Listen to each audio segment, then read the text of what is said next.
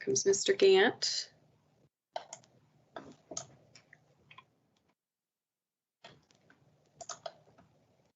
Marilee's here somewhere?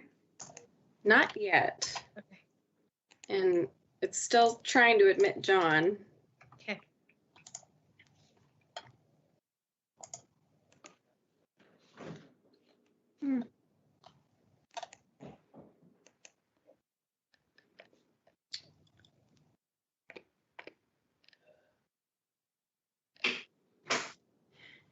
Hey, Jared, do you know if we're able to bypass the lobby for John? It's not letting me admit him for some reason. Let me check. It hasn't happened before.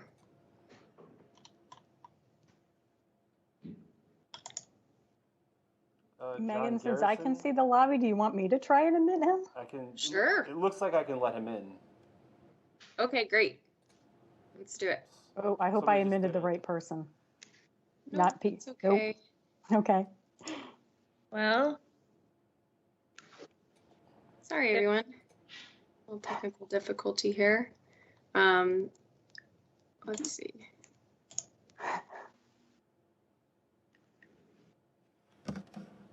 Okay.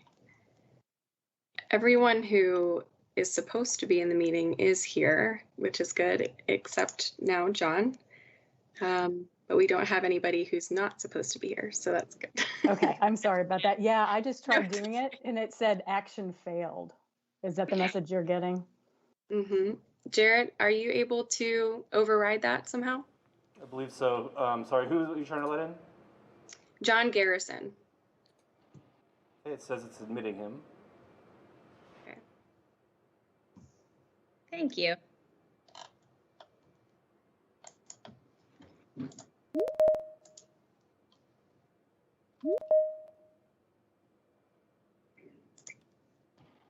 Hey, Megan, this is Brett. You know, there is a call-in number, I guess, in the worst case scenario, too, for John.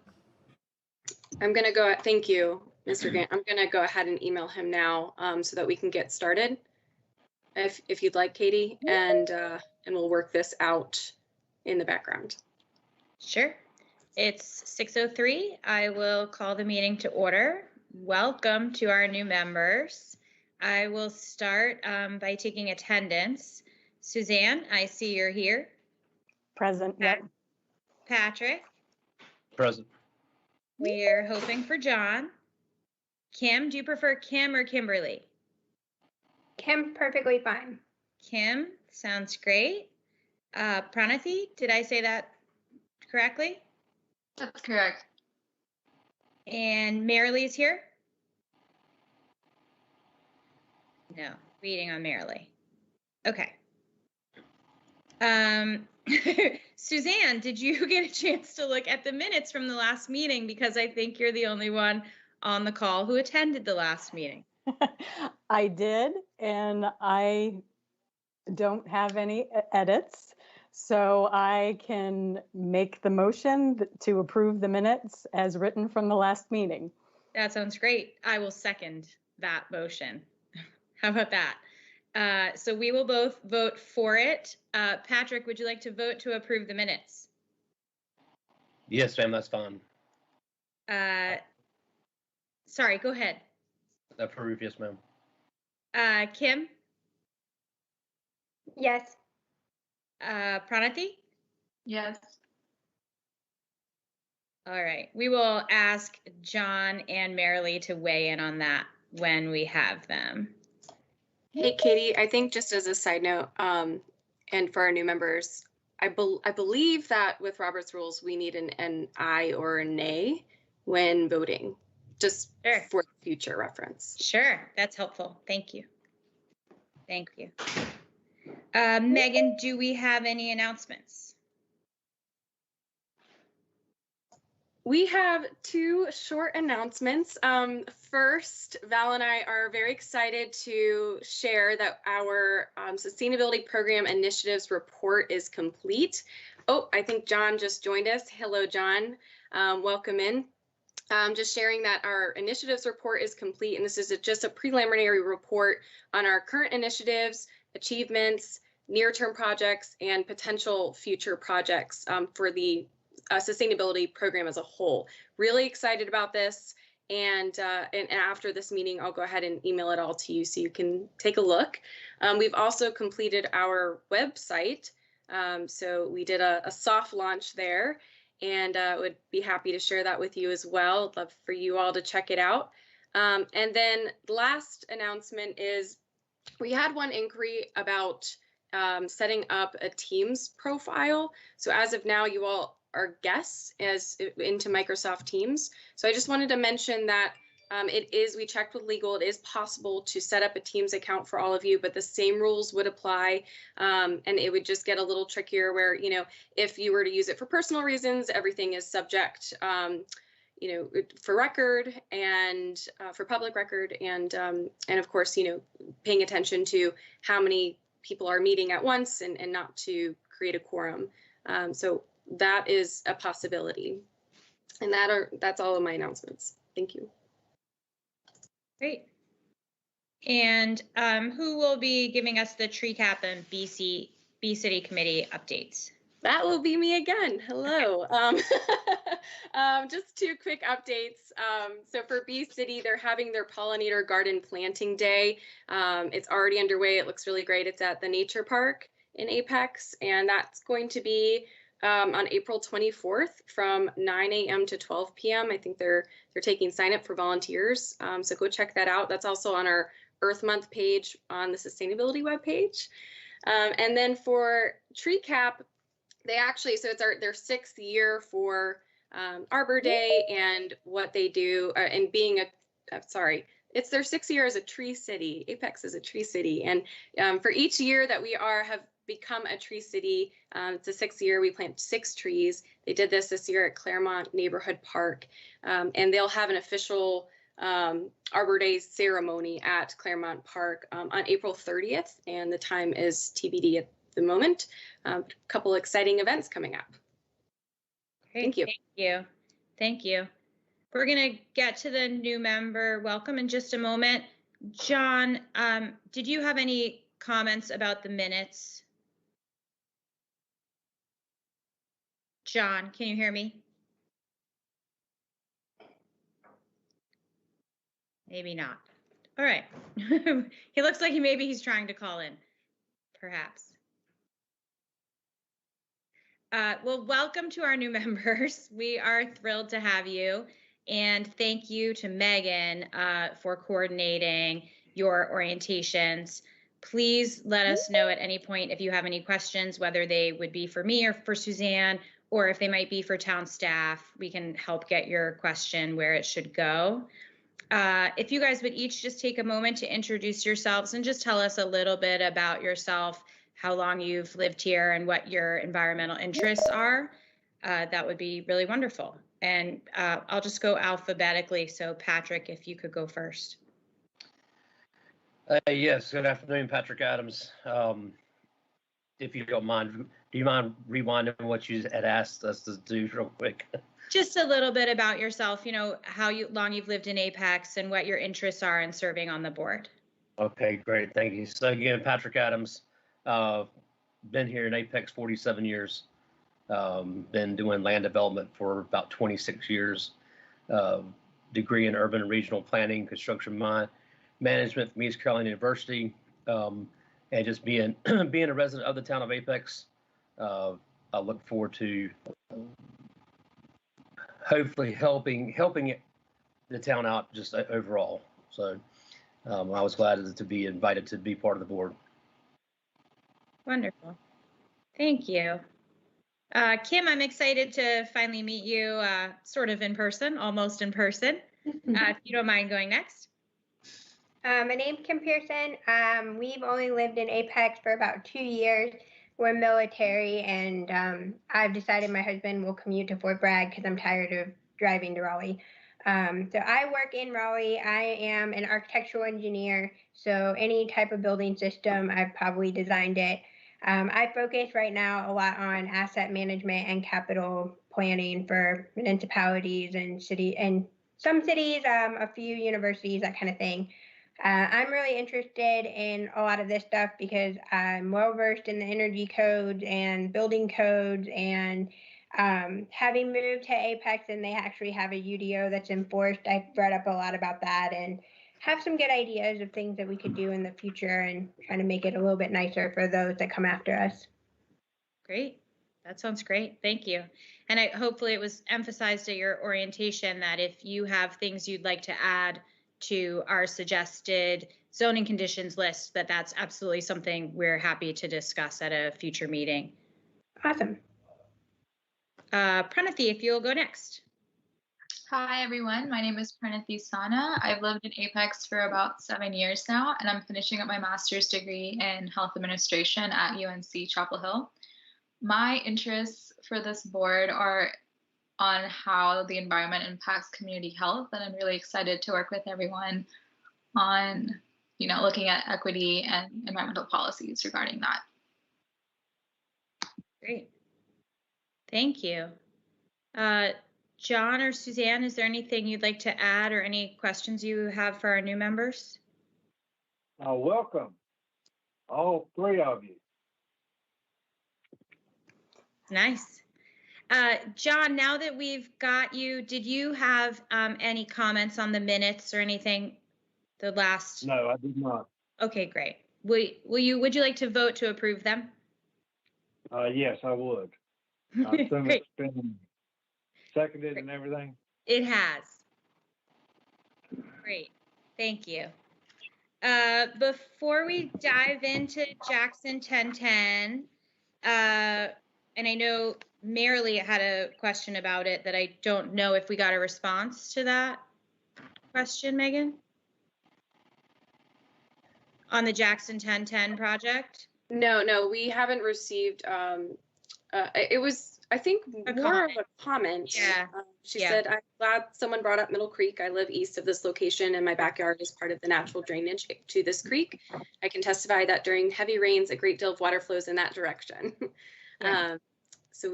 And future, any other questions that were posed for developers were sent to them, and they know it's expected to answer those questions or reply to those comments during the pre-app meetings. Before we bring them in to meet with them, do any, whether new or old members, does anyone have any questions or any concerns that you'd like to raise about this project while it's just our group? Do we have one of the planners on? I was just curious. Maybe they can explain it too. I noticed in their application, it said they sort of indicated that it was miszoned, or like it was an accident sort of. And I was just wondering, it's zoned inappropriately, I guess is how they phrased it. And so it is, I noticed it is kind of odd on the land use map, and I was just hoping for some additional background on that. But being that we don't have a planner, I guess. Amanda Bunn should be joining momentarily. And okay. Just hold that question just for a sec. Sure. Thank you, Jess. Yeah, I hear you, Suzanne. I had a similar related question. This one, I think this one is a hard one, and for our new members, I think this one may be a difficult one to get a sense of how the board works, because what we're given was pretty vague. So it may not be the best project to sort of learn about how the board works. Hey, Katie, I think Amanda is with us. Amanda, there were a couple of questions about this next pre-application meeting, Jackson 1010. Okay. Suzanne, we'll start with you. So you were mentioning that there was some different language, right? Would you restate your question? Well, so I noticed on the documentation that they provided, they said currently the majority of the parcel is zoned appropriately. And so that sort of led me to think that this little portion is zoned inappropriately. But then when I looked at the little land use map that they provided, it does seem kind of odd to have the green, I don't recall what the green represents, next to all this purple. And I was just wondering, how this happens, or is it inappropriately zoned, or was this very intentional? I don't know whether the frontage was left as residential agriculture on purpose or not. This tower has been on most of the site is already zoned light industrial. The future land use map anticipates industrial employment. So, it's anticipated to change, and it could be this was zoned similarly in the county before it came in our jurisdiction. I haven't done a lot of history on the zoning to know where it came from. So unfortunately, I can't really answer that question. Okay, thank you. I think that's still helpful, Amanda. Thank you. You're welcome. Thank you. Suzanne, if you feel comfortable, I feel like we can go ahead. Megan, I feel ready to let them in. Okay, we have, I believe, 5 members of the team joining us. So I'm going to admit Bill, Brian, Peter, Bill number 2, and Hayes. Great.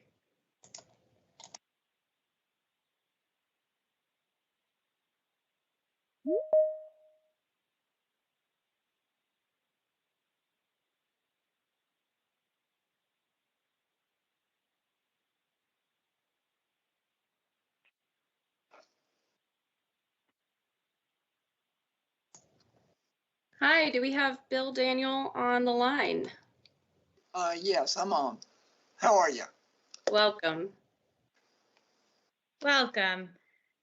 I'm Katie Schaff. I am the chair of the EAB, and we have reviewed your documents. There was not too much information in the documents, so we are looking forward to hearing more from you about your project. Okay. And I don't know how many other people are on from our team, but I'll just give an overview if that's okay. That's great. Thank you. And you're right. We probably didn't provide a great deal of information, but the statement that we included with that was intended to sort of explain why the portion the property that we're requesting rezoning for from RA to LI is necessary to develop the rest of the parcel. The land that we're requesting the rezoning for is actually a part of a parcel that's close to 60 acres. But the portion with the street frontage, which totals about 4.6 acres, is zoned residential. And the town regulations preclude crossing residentially zoned property to access non-residential development. Of course, we don't intend to develop this as residential. We're requesting zoning to LI, and then the whole parcel, the whole 60-acre parcel, would then be investigated, planned, the environmental investigations done, everything. All of the planning would move into high gear at that point, and then we would develop a plan that would then come back to the town. We just need this zoning in order to ensure that we can have access from 1010 to serve the property. And the conditions that we have proposed below the little statement that I provided was our effort at doing what we can on this parcel without unduly impacting the remainder of the parcel, which will be planned as a whole. This is a narrow portion of the overall parcel, and we thought that what made great sense would be to create some separation, even though none is required by the UDO. If this zoning is granted, it would be LI. The adjacent parcels are LI. And by UDO, there's no buffering required between the two. That's not the intent of the developer. And what we're proposing is a 12-foot buffer, type C buffer, along each of the eastern and the western boundary of the portion that's being rezoned. And then beyond that condition, we wanted to ensure that there would be diversity in the trees that would be located within that. And that is where we stand right now. Okay. Okay, that's helpful. Thank you. And your intention at this point is to develop the parcel for what? It would be industrial. But at this point, no proposed use. No proposed specific use. Once the environmental evaluations have been done, and field topography and the stream evaluations, everything that we have to do, then we would propose a land use plan, which would probably take the form of a subdivision, an industrial subdivision with individual parcels developed with individual site plans. It's possible that it could all come in as one site plan, but my gut feel is, because of the acreage of this, is that it would be developed as a subdivision, an industrial subdivision. Okay. Does anyone else on the board have any questions? I assume this parcel that you're proposing to change rezoning for doesn't fall within I think there's like a fall zone for that tower. It's outside of that fall zone, right? Yes. The only published fall zone that we had was an old study, and we would anticipate a new study. But this portion is outside of the number that was stated on the old one. Right.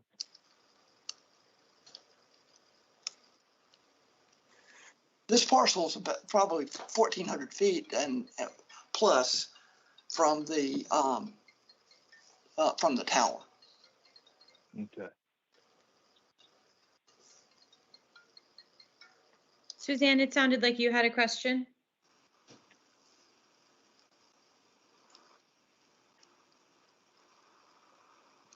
Suzanne, I think you're on mute. Sorry, my apologies. Yes, I was. Thank you. You mentioned planting buffers on the eastern and western sides. Am I remembering that correctly? That's correct. It looks like there's some sort of cleared and maintained linear feature on the eastern side of the parcel. Would you replant that?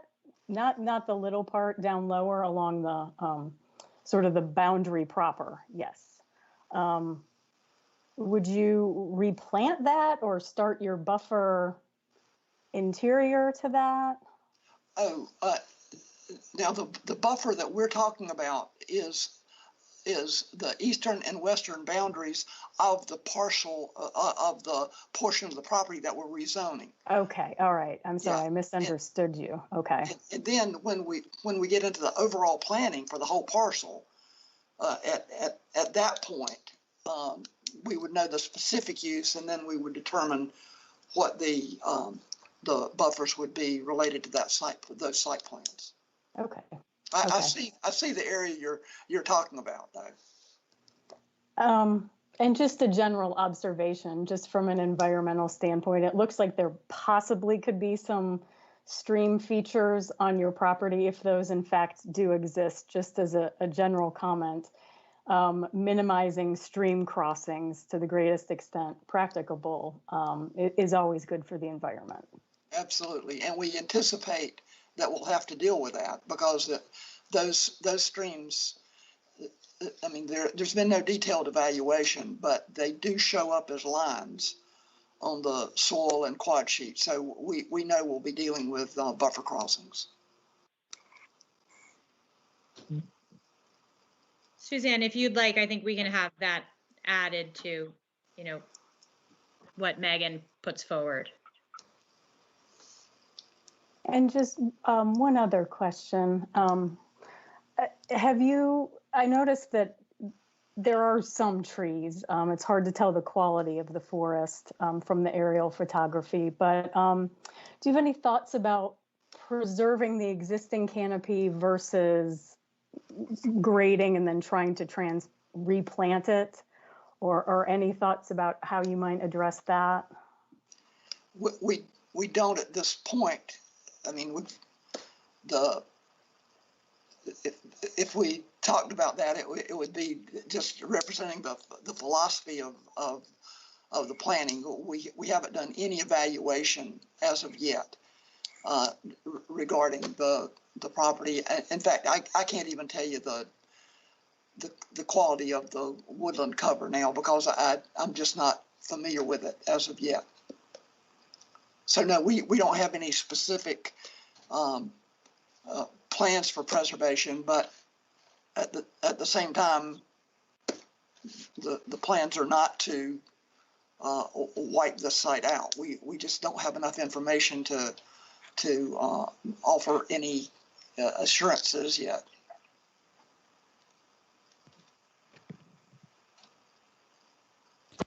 Does anyone else have any other questions?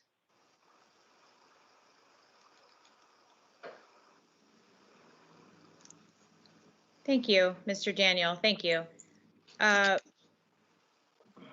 Would anyone like to make a motion to accept Mr. Daniel's recommendation of the buffer, and I think probably to add a note, Megan, of Suzanne's concern about the streams?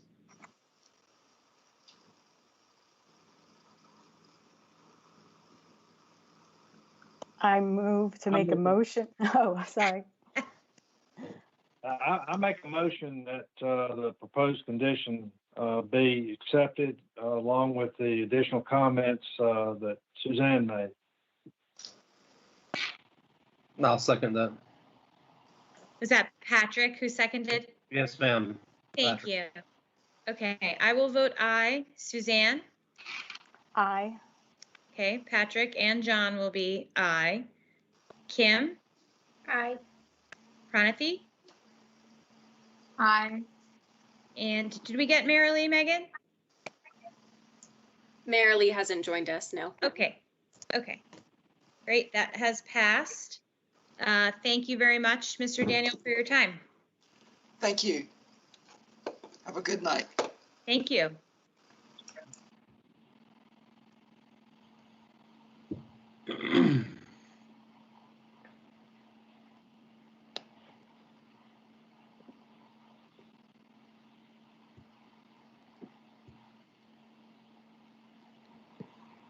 Before we go to Evans Road, I know, Suzanne, you had a number of comments. Is there anything that you want to talk about with the group before we move on?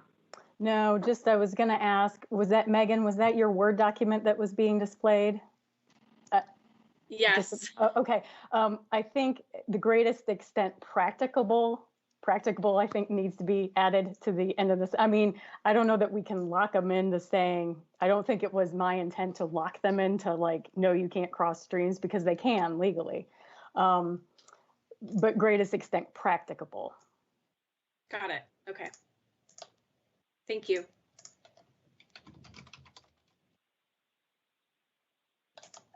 Just out of curiosity, so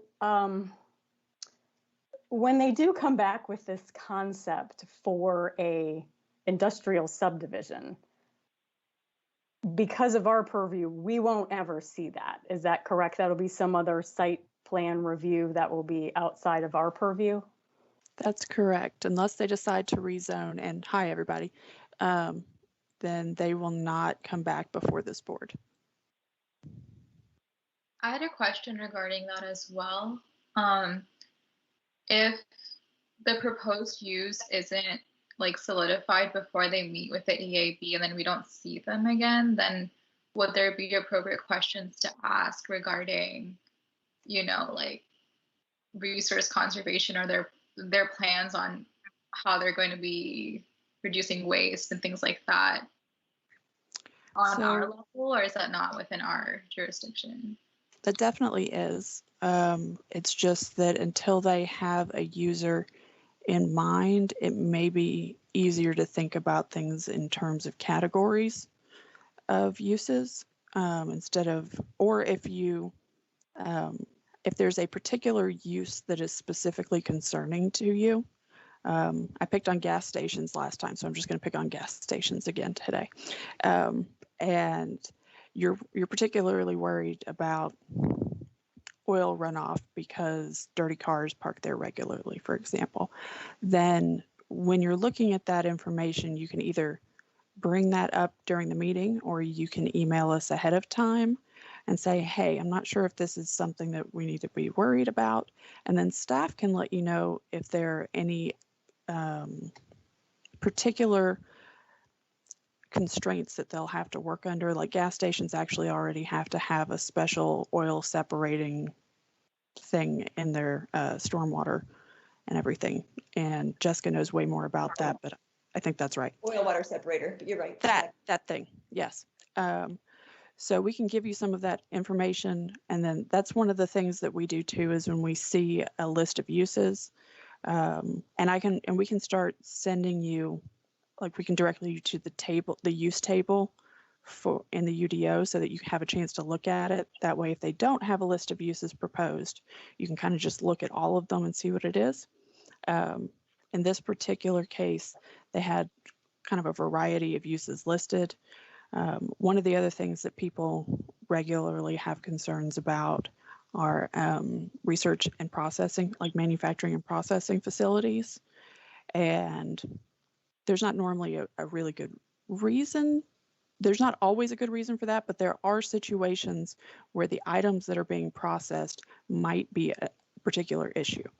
And so if you have that question and you're like, well, is this going to be incredibly stinky? Is it going to release any kind of toxins into the water? Is there going to be any kind of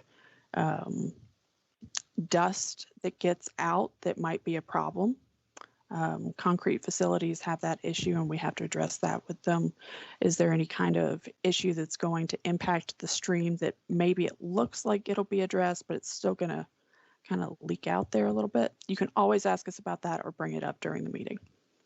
Great. And that's kind of the way we have to look at it when they don't have a clear end user on there, is to kind of guard against the worst offenders, if you will. Right. I guess my question was more related to if they were not coming back in front of the board and they don't have like a solidified use for it, then how do we proactively, So in this case, you could only put conditions on the section being rezoned. Okay. But you could put those conditions on that section being rezoned, and depending on how the property is set up and further developed later on, a lot of times that condition, or I'd say it's 50-50, will end up impacting the end users as well, even if they're building on a portion that's not directly part of the rezoning. Does that make sense? Yeah, that makes sense. Thank you. Mm-hmm. On the other hand, there's a lot of stuff that we can't regulate. So although technically the rest of this parcel won't come back to you all, thinking in those terms is definitely helpful in the future.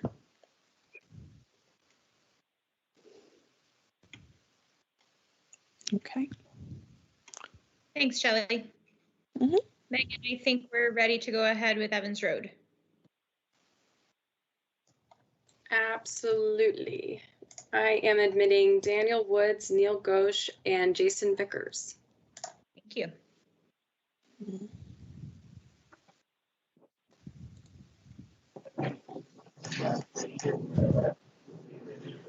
Hi, Daniel. Are you here with us?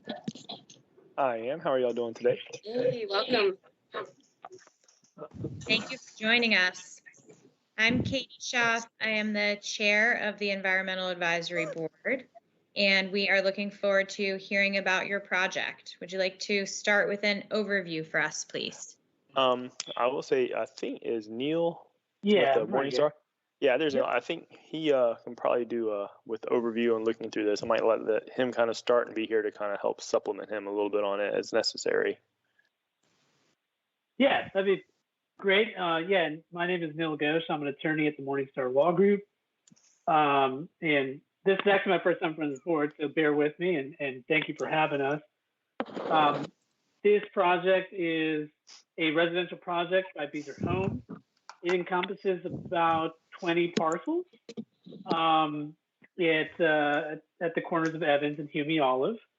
And it would be about 110, 115 homes, both single family and townhomes. And we're seeking to rezone. I can go into more detail, but I'm curious to get your feedback. And like I said, this is my first time in front of this board. I wanted to see what information exactly you all would want to know more about and what we could offer.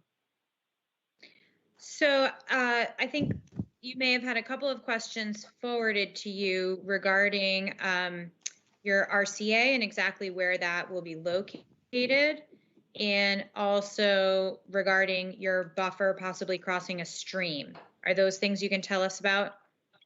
Sure. Well, the RCA, this layout right here is very early on in the process, and we're not at the site plan stage yet. RCA obviously is going to be compliant with the UDO, which includes the provision that RCA up to 50% of the RCA could be located off-site. That may be an option that this project pursues at the site plan stage. We don't know that yet. When the goal always is to try to locate that RCA kind of in the I would say in the perimeter adjacent to other RCA areas when possible. So that is something that we're trying to do. We don't know if it's not something I could commit to today, but that is ultimately what we hope to be doing on this site. And I'm sorry, you said a buffer going into the riparian area? Is that what you're asking about? The question, I think, regards it crossing a stream.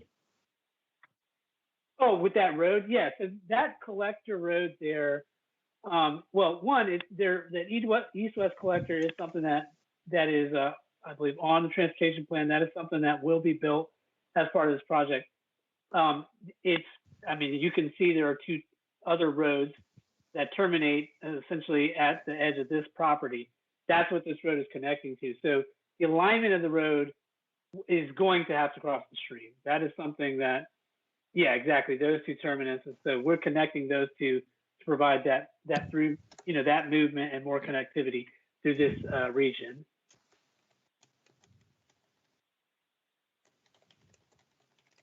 Yeah, just hop in real quick here. And of course, that's one of those, we'll end up getting appropriate permits through NCDEQ or the Corps of Engineers as necessary.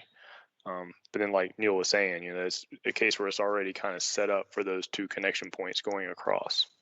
Right.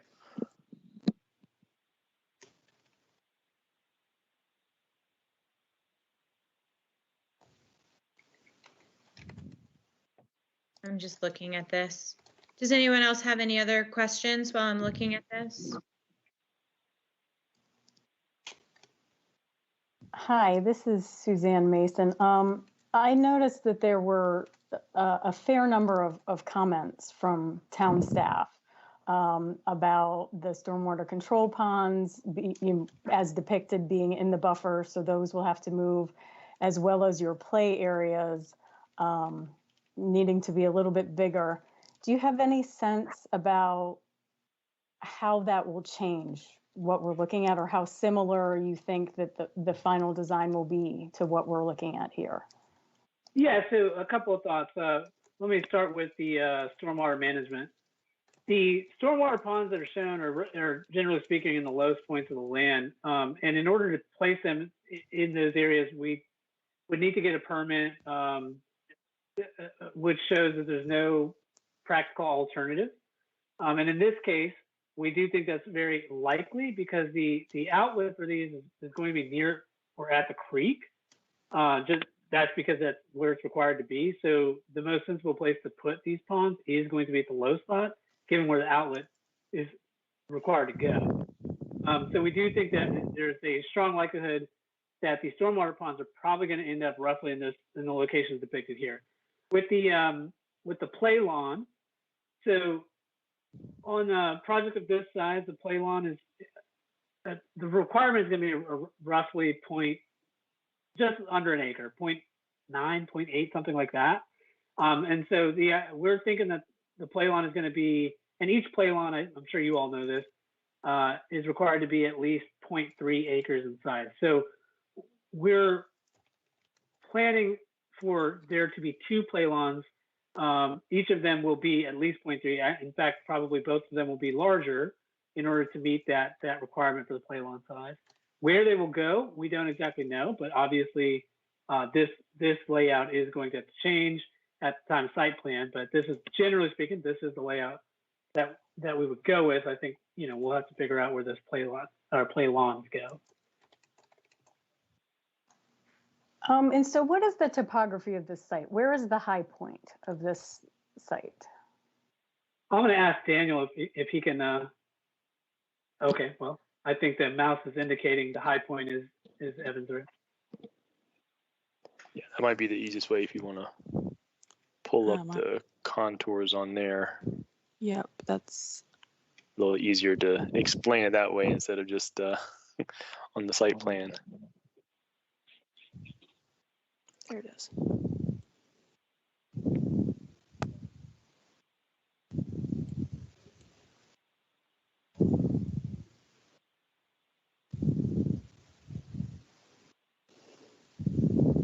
Maybe.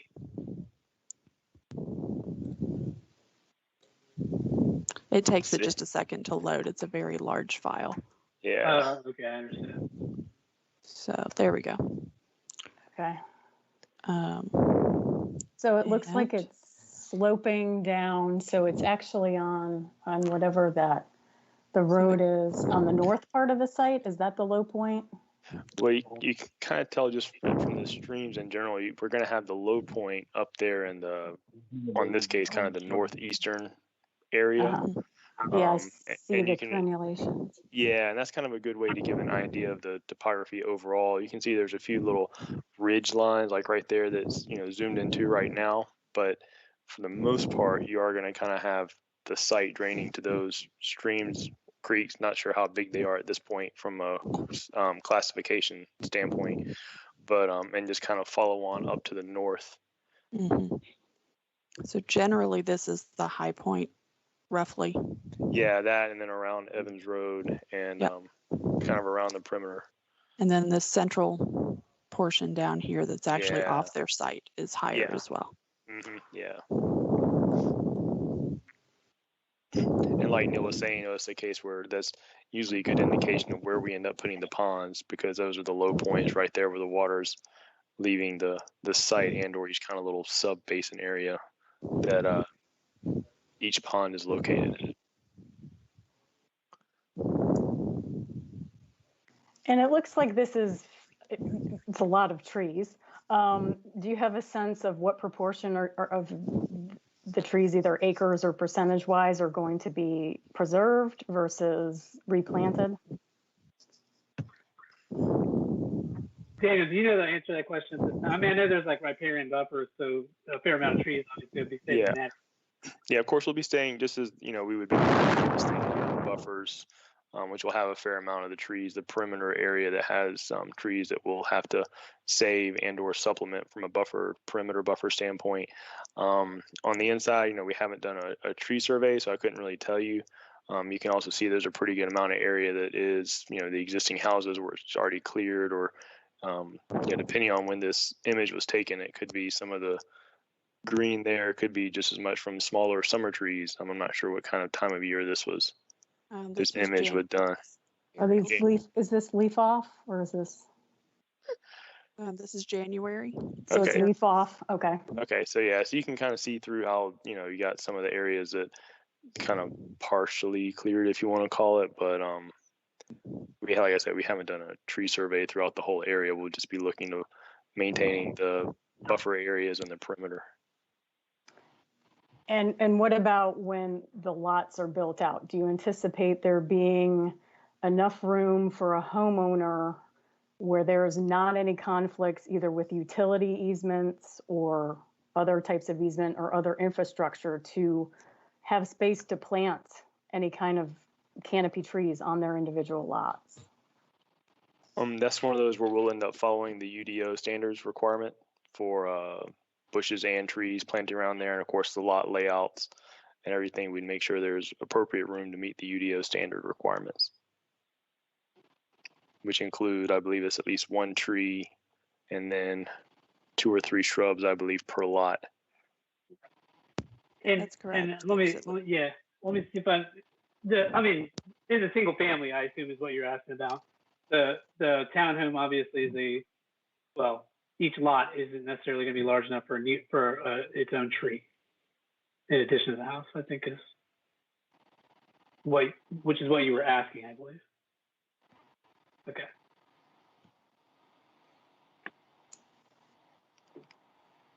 Can you tell us, I can see that you have looked through the suggested environmental zoning conditions, and there are a number that you've highlighted. Can we go through those, please, and you tell us what your intentions are in each? Yeah, I'll go ahead and I'll at least come some of those first ones with the stormwater. We're looking at, kind of the option 2 aspect. We're looking in to provide a little bit additional peak flow beyond the UDO standard, which would be the 25-year storm. Doing the 100 years kind of getting a little oversized, if you want to call it. So we're looking at kind of finding that nice balance with the 25-year storm. As highlighted there, we'll end up, trying to do some things throughout the site. For instance, in the lawn areas, the kind of common areas with some pet waste, things of that nature. Of course, with the SCMs, whether it's bioretention or wetland or anything, those are set up to be planted in a way and designed to actually help remove nutrients and nitrogen, which would be one of the big things from the fertilizer. So that would be kind of those 2 things on the water quality side that we have highlighted. From a planting and landscaping, I guess really the biggest way to look at it is, of course, we'll be following whether it's the SCMs, the water quality devices, will be following both the Apex landscaping design manual, and of course the North Carolina Department of Natural Resources has their own guidelines as well when it comes to water quality ponds, that we'll be following both of those to get it planted. And additionally, I mean, so these are the highlighted items are items that certainly we're looking to incorporate into the plan, but I think it's also noteworthy. Beezer Homes is actually very conscious about the environment, and they are making efforts and striving to get net zero emissions essentially with all of their housing in the next few years. And in fact, I believe 100% of their homes since maybe 1998 are Energy Star certified. That is something that they do and they strive for. And they also use the HERS score. I don't know if you're familiar with that, the Home Energy Rating System, to track kind of their effectiveness at reducing greenhouse gas emissions through their construction process.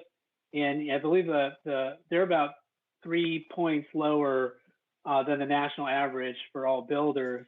And they have been trending downward with the goal, hopefully, of getting to a space where they're really net zero energy ready homes over the next, it's a goal that's out on the horizon. They're not there yet, but that's what they are actively approaching that. So that's something that also will be working towards. And I think you've probably seen that if you're familiar with Beezer and their development throughout Apex already. This is something that they've actively been doing. Who has control of the screen, just out of curiosity, that we're looking at viewing at here? I think Shelly is controlling the screen. Sorry, I was muted and I didn't realize it. Yes, that's me. Yeah, Shelley, do you mind going back to the and where it was like real time, where it showed that where we talked about the trees being with the leaves on them or not leaves on them. There we go. And more so the area single family is more so than the townhomes. Can you expand that a little bit? Mm-hmm.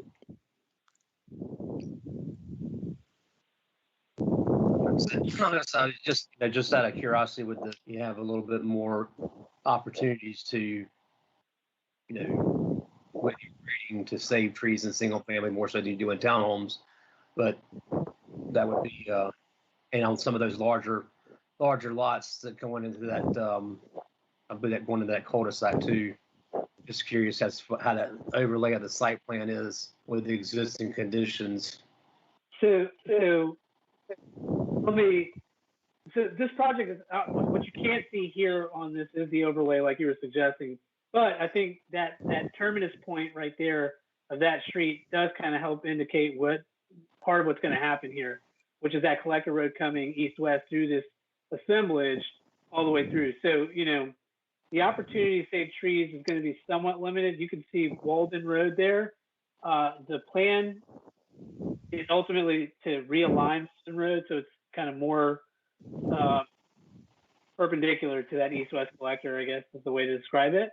So I think part of the story of this plan, there are areas that exist today that don't have trees that will have trees in the future, namely in that Walden Road, where existing Walden Road is going to be realigned, it's going to have opportunities for more planting in that area.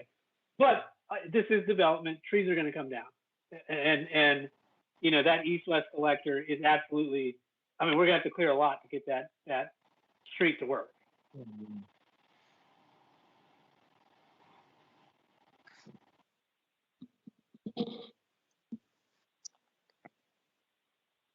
Okay. On your pet waste stations, how many do you think you're going to be putting in this development? Yeah, it's a great question. So the you can see where the SCMs are, right? And if that is ultimately where they end up, it's kind of hard to, I mean, that would be the ideal spot, in my opinion, anyway, for the pet waste stations, to avoid that pet waste, you know, ultimately getting into those stormwater control devices. It may be difficult to place them in those areas given the environmental features that are there. But the number, so we don't know the number yet. The location ideally is going to be near those SCMs, probably across the street from them, just given kind of the location of where they're at. We don't want to put a pet waste station in the riparian buffer, obviously. Right. Are we talking more than one, or you? Well, I mean, the goal would be to have at least one per stormwater pond, but probably more than that. If you know, that's the goal. Okay. Yeah. Okay. Yeah, you have a lot of homes. I think you'll probably need multiple pet waste stations. Don't disagree. So a lot of homes. Can you tell us about the solar conduit in the building design? Will that be in all the buildings? I'm going to say yes, but I'm also going to ask Jason to verify with the townhomes if that's the case. I believe that's the case. Definitely in the I'm sorry, single family. You're correct, Neil. And all. Yeah, that's what I thought. Okay. So Yeah, there will be solar conduit in the townhomes and the single family homes. That's right. Okay, that's great. Can we go back and continue looking through the responses on our recommendations? Thank you.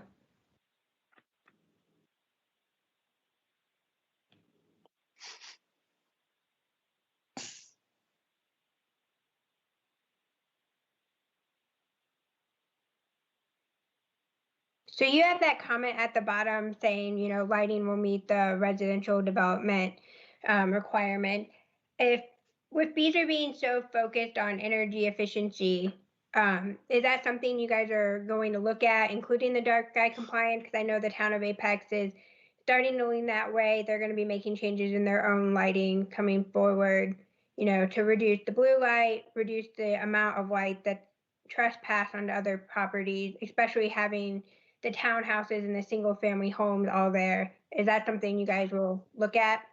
Yeah, absolutely. And shielded lighting fixtures, I'll say this, shielded lighting fixtures, you know, like street lights, to the extent that if we're not required to buy them, you know, from a specific vendor like Duke Power, for example, or if Duke Power has an option where, you know, that is, and they do have an option that is kind of down focused, shielded, that is something that Beezer definitely be interested in. In a residential neighborhood, obviously the dark sky compliance at a site design stage is possible and can be controlled But as you know, if someone puts a floodlight on their garage or something, well, I don't know that you can't prevent that from the end user, doing that. But for Beezer's part, yes, that is something that they look into. Yeah, understandable. It's just, there's a difference between, especially when you start looking at dark sky compliant, there's a difference between having just the cutoff and the shield versus having something that has 0 light trespass going above the 90. So, and then the other big thing with that too is the color temperature of the light and making sure that you're mimicking more nature to not have a negative impact. Oh, okay, yeah. I think the color temperature, if I understand correctly, we're talking about essentially the type of bulb you use. Yeah. It's the color rendering. So typically, especially since everything's going LED, standard with LED is going up more that white light, where the 3000 will put you similar to daylight, about more where an incandescent light bulb would typically be. Yeah, and I'll jump in real quick and say this, with it being a residential lot, this will definitely require a little more coordination with Apex, because if I'm not mistaken, the poles and fixtures and everything are really provided more by Apex, with it being a residential versus like a commercial privately owned site, if you want to say. So that's that's part of where we were saying we'll have to coordinate with the town to get the lighting and everything set up and located properly. And I know traditionally the town has used this kind of that acorn lighting, but I know they're moving away from that, if I recall correctly. The town I actually had that conversation this morning. They're trying to not do acorns except in existing places where they've already been. Yeah, right. Yeah, the town generally uses a full cutoff overhead light for street lamps. The acorns are generally reserved exclusively for kind of historic areas or downtown areas, or occasionally as accent lighting on like smaller school campuses or churches or that kind of thing. The town is also, the town also provides 3,500 K fixtures, and I've got this, hopefully everyone can see this up here right now. Yeah. That would be roughly right there. The latest response from our electric department is that that's where they're going to stay. Now, individual lights on buildings can definitely approach the 3,000. Neil, when you were saying that you're willing to do more about the lights from Beezer's point of view, are you talking about the lights on the homes? Are you willing? Is Beezer willing to add a condition for that, or? Well, that's exactly what I was not saying, because the lights on the homes ultimately are going to be like a homeowner can later and will, as you know, add a floodlight or something, and that's the kind of thing that we just can't control, which is why I don't think it makes sense. I was just asking if the build was, if the developer building, the lights that they installed would be that, or I was trying to understand. Yeah, so I was referring more to like the street lighting, the essentially the lighting that either the HOA would be in charge of, that kind of lighting. But on the home, I mean, yeah, I think Beezer can look at that as far as their construction. I think having a zoning condition might be a stretch, just because someone could come in later and disrupt the zoning condition. Okay. The condition could be worded so that it was only enforced at the time of the home build. So, but sure, we'll look into that. Yeah. Okay. Yeah. I'm just asking for clarification. I'm not trying to suggest that's the board's role. I was just asking for clarification. No, that's a fair point. I appreciate that. We'll look into that. Kim, do you feel like that addresses your concern, or is there a further recommendation you'd like to make? No, I think that addresses it, but I agree with what Shelley said. I think that it would be a good recommendation for the builder, to look at, especially the ones installed in the home, even if you put a fixture on the building, making sure the lamp is, the right wattage and a lower color temperature. Whether or not the homeowner sticks with it, that's up to them. But I think for the first couple years when no one changes anything, it's definitely something that we would suggest to make sure we're having the least amount of impact on nature. Understood. So, not that I'm trying to move this along necessarily, but I see a bunch of people in the lobby, and I just want to, I think Daniel and I are both on for the next case, the Holland Road case. So I'm actually, Daniel, these that's aren't great. like, okay, all right. Yeah, don't worry about that. No problem. Okay, cool. Thanks. Does anyone else have any other questions or any recommendations that you'd like to make? I have a question. Oh, go ahead. No, go ahead. I was just curious. I'm not sure if this is for staff or who to best direct it to. Who controls the alignment of this east-west road? In particular, the more I look at this site plan, I'm wondering if the alignment could be shifted a little further north, and that would give you space for both stormwater ponds potentially to fit outside the buffer without having to lose a lot or anything like that. So the alignment in this case is controlled by the existing terminus on both ends. So we're essentially adding a road that's connecting those 2 points. I think what you're saying is like, could the road be more secure to more curvy? More serpentine. Yeah, just in go. that one location to get those stormwater ponds outside of the buffer. I mean, I think maybe Daniel might be a better. I would just say this about that. There are road design standards, so I don't know that we can just make it, sharply, because there's design requirements for like how you curve a road. So when we put this, I mean, so for NCDOT or even the town, the ideal road section would be straight.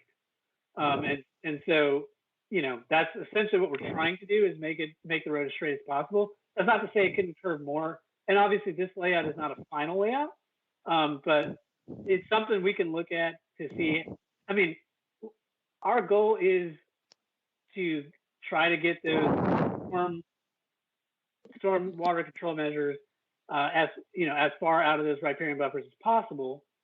But this also gives what we believe is an accurate depiction of the most likely scenario for where they will end up. They're going to be in those locations, but how far away or how far out of the riparian buffer they are, if we can design that road to get them further out, that is something that we certainly can look into at site plan.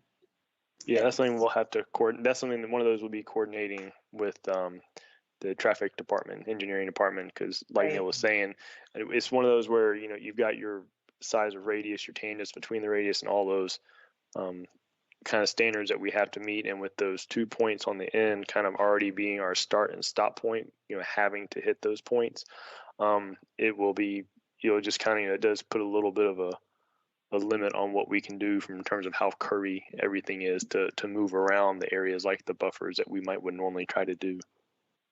But to Suzanne's point, this is Jessica Boland, Environmental Engineering Manager. We're asking as staff, we would look at this, you guys have to be pretty creative. We really don't want to see those SCMs, within the riparian buffers. And so that's just one avenue to look at, maybe seeing if you can curve the road. Something else we would ask you, and this would all be during the normal plan review process, is, realigning the lots or potentially losing a lot, because according to our UDO, that's not a practical alternative. It's monetary doesn't come into it. Yeah. And we understand. Thanks, Jessica. Sure, I just want to clarify that for the board members as well. Yeah, and like Neil was saying before, this was a kind of a starting point for us and the client to be able to really see what the project could, potentially come up with as a final product. Things like the meandering of the road and things of that nature, we can definitely continue to tweak with staff, looking at the environmental aspects like that as best we can, figuring out what we can do. But like Neil was saying, this right here was kind of a starting point for us and the owner to really kind of get a good idea on what the project will be, even if this isn't the exact final layout. Thanks, Daniel. I think, Suzanne, we can certainly add your concern, right? I think it's a legitimate concern and it should go forward. So I think that will be added, not necessarily as a zoning condition, but as a concern of the board. Understood. Yeah, understood. One thing I've got, the Parks and Recs folks have got some greenway that's not really, that's really adjacent to both sides of your project. And they've indicated they'd like to talk with y'all about maybe joining that. Is that something you would consider? Well, yeah, absolutely. And actually, we've had a little bit more discussion. And I will say I wasn't necessarily prepared to talk about the greenway with the EAB, but that's okay. That one of the ideas here is to try to link and provide a continuous pedestrian network from the north to the south, where there is actually a greenway. So one of the things that we will be looking at is whether we can have that kind of I don't know what to call it, sidewalk essentially, but it could be a multi-use path or something like that along that north-south, the realignment essentially of what is it, Walden Road, I believe, that and where it's particularly where it crosses over the stream, that area, there could be some sidewalk or something like that that would allow that pedestrian connectivity through there. That is something that staff has indicated to us and something we're definitely looking into at this point. Okay, good. I think many members of the board share a desire for increasing greenway space. Yeah, and I mean, Shelley, maybe you could weigh in. I think my understanding is the greenway isn't exactly shown on this property. However, this property could provide some pedestrian connectivity. Right. Yeah, and that's what we're looking into.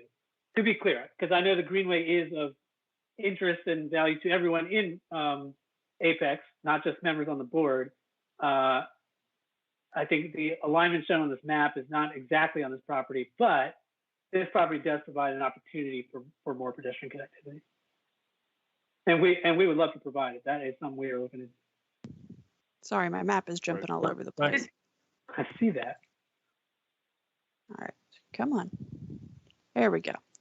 So this is the section of greenway that we were talking about that is just off this property, and that's what we're talking about, trying to connect either down this way or down through here to provide some connection. And the stream that we saw just a second ago kind of comes to a point through here and then splits in roughly these two areas.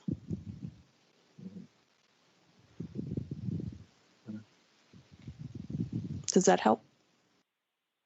Absolutely. Thank you. Mm-hmm. Does anyone else have any other questions or recommendations? No. Megan, are you able to, I guess we can each access our own copy of the highlighted zoning conditions, but yeah, if you can add, thank you. I went ahead and added these two below for lighting. And I just want to point that out in case that wasn't your intention or if you wanted to add an additional measure to it. You're asking the board, right? Or you guys? Correct, yes. Okay. For the board to confirm these suggested conditions.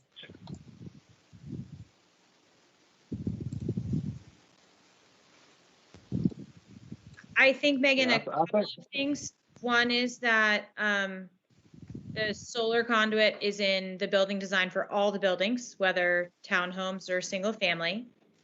I think we should write a note about the concern about the stormwater control measures and their placement. And then also writing a recommendation from the board that, you know, any possibility of extending the greenway or greenway access is something that we support.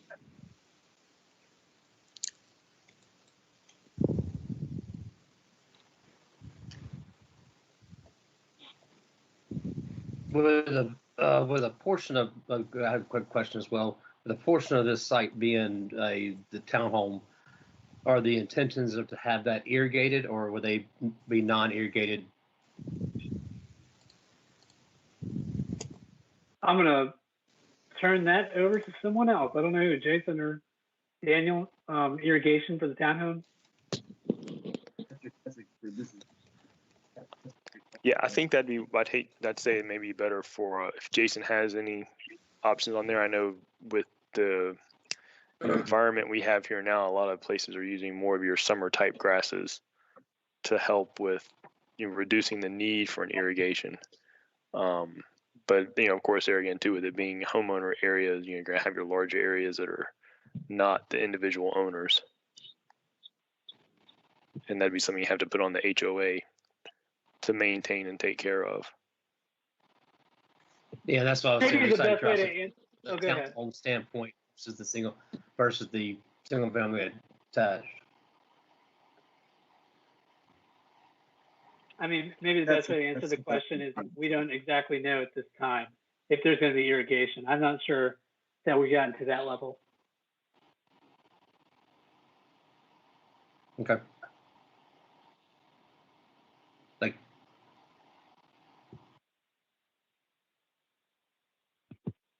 Would anyone like to make a motion to support this list of suggested zoning conditions? I'll motion that we accept this list of suggestions and move forward. I'll second it. Thanks, Kim. Thank you, John. I will vote aye. Suzanne? Aye. Patrick? aye. John and Kim should both be aye. Pranathi? Aye. Great. Approved. Great, thank you. And then I think we can move on to Holland Road.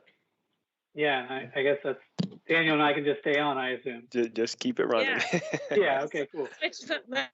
Give me a moment to switch my paper over. Absolutely.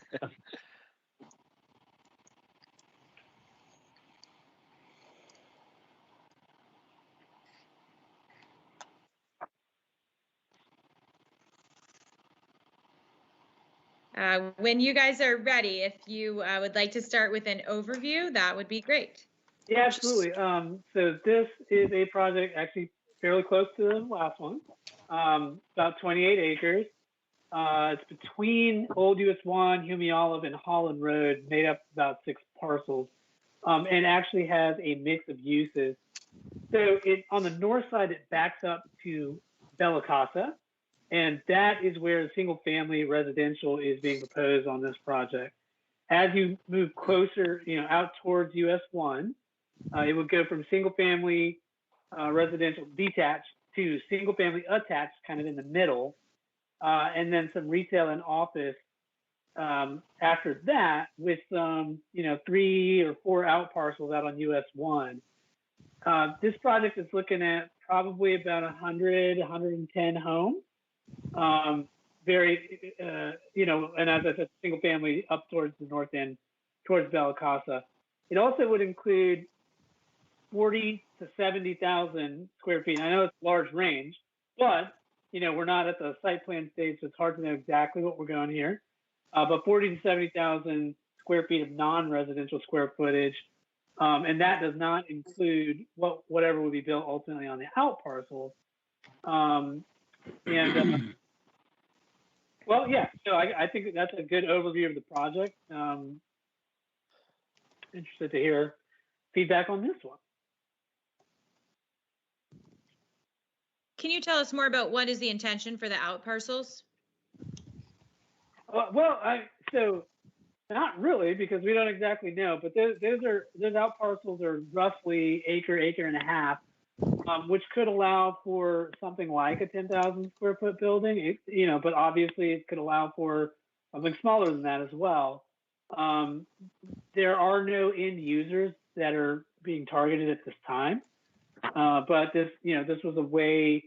I mean, the most I could say is it's certainly non-residential, could be retail, and most likely with the frontage on Old US 1, there probably would be retail, but could also be office. We would think the office would probably be more towards the middle if it does develop. Okay, I can see that Suzanne had a number of questions. So Suzanne, if you don't mind.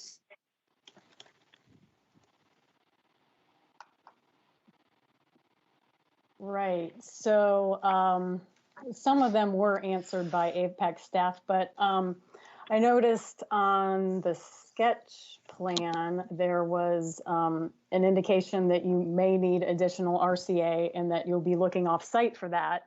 Do you have any idea where that property will be or its condition or anything like that? I certainly do not, and I don't know, Daniel might have better information on that.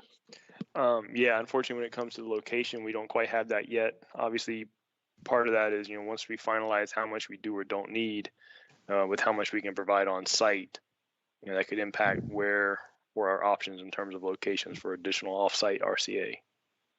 And it may ultimately be the case that the off-site RCA might not be available for it. So it's something that hasn't been decided. But I will say, absolutely, this is a site that is looking at providing up to 50% of the RCA off-site. We just don't know where, or if it's if it's possible.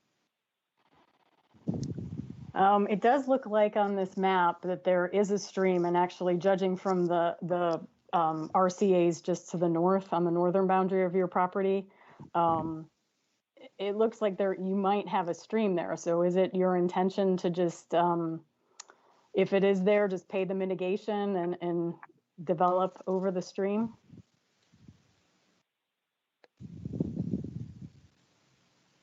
Daniel, yeah. Oh, sorry. Sorry there. Well, I think one thing is we would definitely end up having the stream evaluated to see if it is a actual stream or not, what its level is. So that would be part of it. And if it's a stream and buffer, then obviously that's something that we would end up taking into consideration if we have to adjust the site because of the buffers. And if we end up maintaining the buffers, and those would also be part of the RCA as well. I think that's also part of the reason why we don't exactly know how much RCA we need or don't need. When that stream delineation comes in, that will give us a better understanding. Just a general comment. I mean, if you do end up having a stream, it would be a great thing if you could sort of build upon that RCA area to the north and just sort of keep that habitat connected and the stream buffers all connected. But I understand, it all depends on what's actually present on the site. I appreciate that. I think that's right. What you said, I think that's right. Yeah, and I know in some of those we do have the proposal of the SCMs kind of in that area, and kind of like on the previous project too, with wherever those, whether that's a stream or in this case just indicating a kind of a low spot, even if it's not a classified stream. That's where all the water kind of naturally goes. So that'll kind of be generally where our SCMs will be located anyway.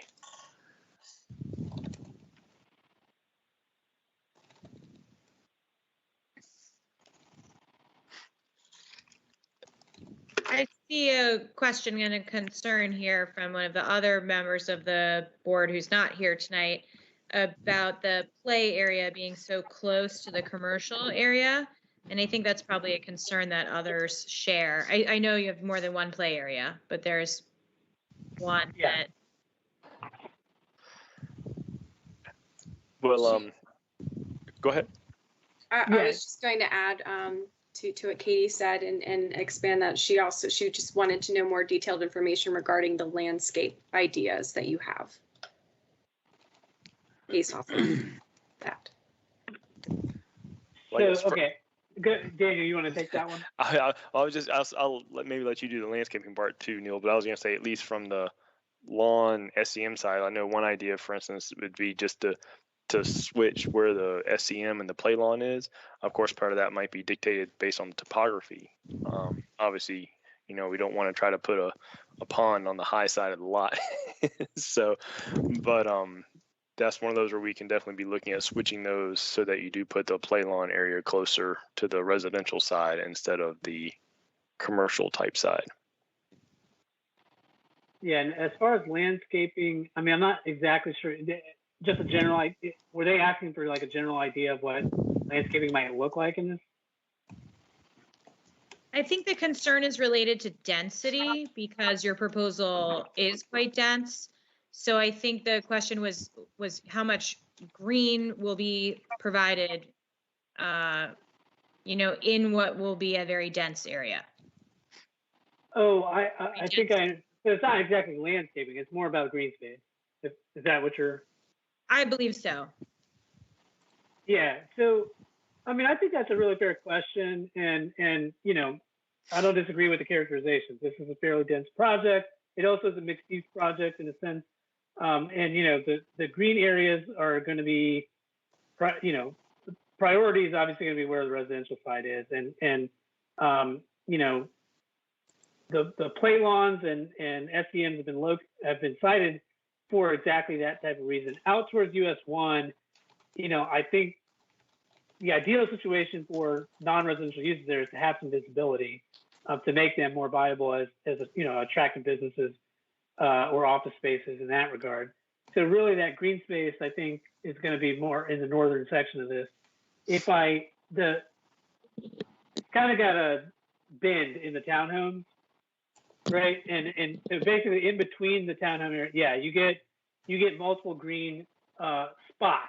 And I don't want to like oversell it or sugarcoat it, but you know, that is kind of the intent, was to maximize the amount of contiguous green space per block of townhome. And the way to do that was kind of put that bend in the shape and have the space in between where you can, I mean, you will be able to look kind of all the way down there and get a green corridor through there. It's not huge. I don't want to suggest that it is, but that is part of the consideration for this design, is exactly that. How do you provide meaningful green space? And that's kind of part of it. Kind of get a continuous corridor of green down the middle of that townhome section.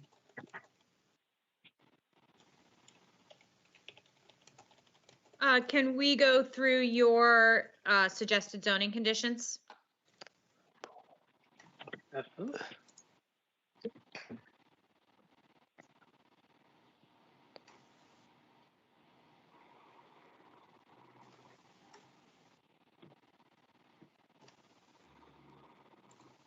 Is that zoomed in enough for everyone? Yes, for me, I can read it. Yeah. Yeah.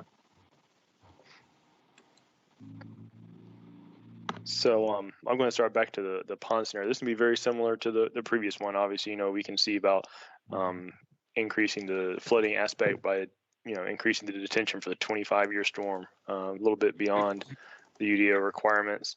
A lot of the similarities with the water quality. I will say kind of probably the one bigger difference is the fact that this one does involve some commercial aspect to it, which, you know, like Neil was saying, we do not know the end users. So some of the things such as the lighting might be a little bit more, and well, primarily I guess the solar aspect, being able to really see what that would be, because I'm not really sure, you know, if you get somebody like and I'm just going to make up a you know, restaurant, for instance, like a Bojangles or a Cookout. You know, I'm not sure if they'd want to be seen, if they'd want to put solar panels on the top, on their buildings. That's just not what their, you know, normal is. Where their exhaust is, right? Yeah. So, but I think from the most part, at least, like for instance, things with the pet waste station, you know, a lot of that's going to be very similar to, as we discussed with the previous project. You know, finding some good locations for them, and putting those in, following the design manual when it comes to plant selection for whether it's drought and/or pollination, you know, local, non-invasive type species, things of that nature.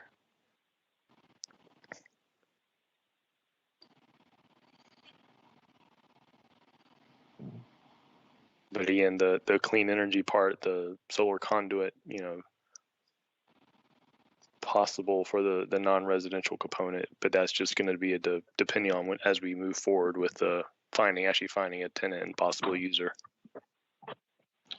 Is it possible to, on the commercial portion of this, just because of the impervious areas here, is to potentially consider the cistern systems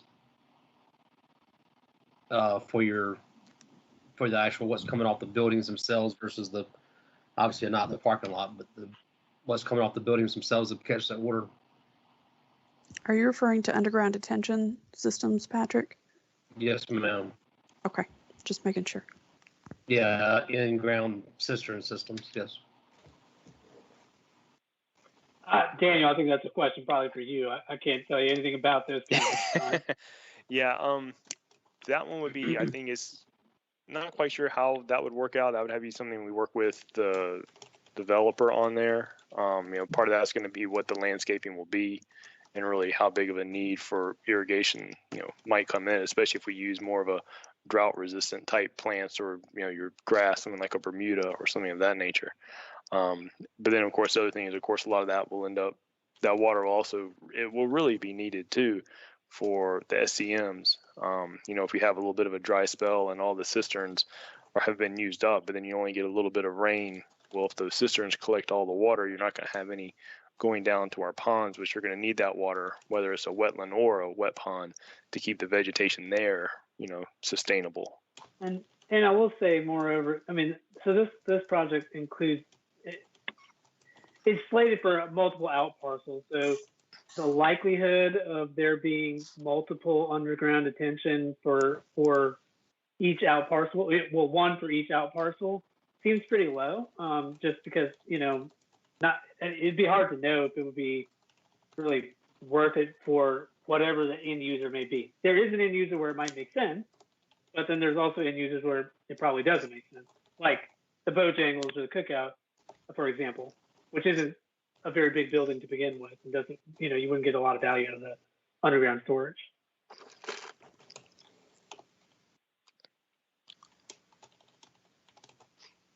Can you explain a little bit about the commercial ones that you show on the plan that aren't on the out parcel? Do you guys know, like, are you designing that to be restaurant space, or is it really just a commercial space? Do you know anything about that yet? So they are sized, so that's what I was getting at. They're about acre and a half, right? So that smaller one, out parcel. I didn't mean the out parcel. Sorry, I meant the other buildings that around the park. Those four, yeah. Oh well, Daniel, do you know what does that sample building footprint is based off? It's just going to be what we've seen before of a 1 or 2 story building of generally that size, like we've done some of in the local area, some other projects where that's just something we've got of sizing aspects. We can get a location, also kind of how big we think it can get for parking, to make sure we can find that enough room for parking.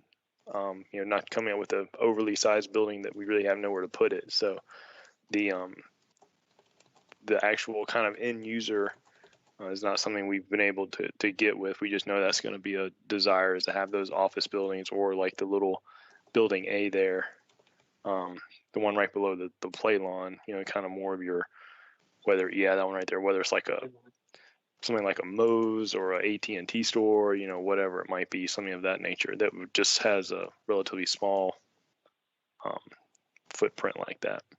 But the other 2 buildings, I think, if I heard you correctly, don't let me put words in your mouth, that's essentially office buildings. Yeah, I think that's looking at being more of your office commercial, maybe more like that's what I'd say, more office or commercial at this point. So is the plan to have those match more architecturally with the homes and have that more similar, like, residential look to them rather than strip mall, or is it more like the strip mall look? That one I could not say. I don't think we've looked at kind of the architectural aspect of the different buildings yet.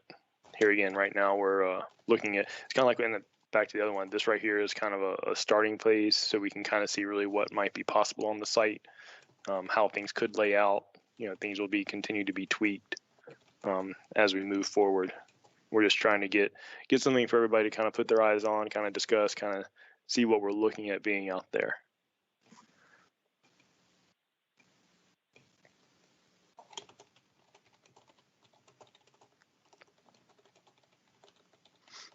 And I guess I'll jump to the lighting questions again. So you guys had highlighted on this one, including energy efficient lighting on the building design, and then the install timers or light sensors or smart technology. Is that referencing more the commercial or residential, or both?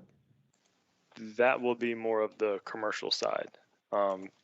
With the residential, back to the kind of like we were discussing with the residential, a little harder.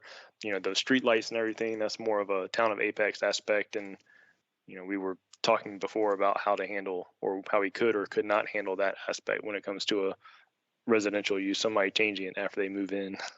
Yeah.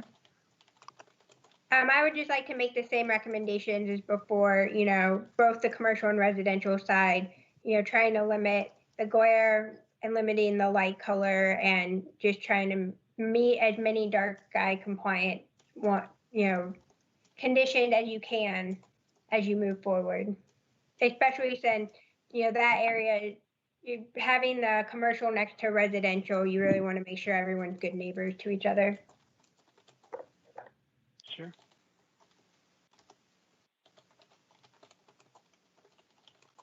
Does anyone else have any other questions or recommendations?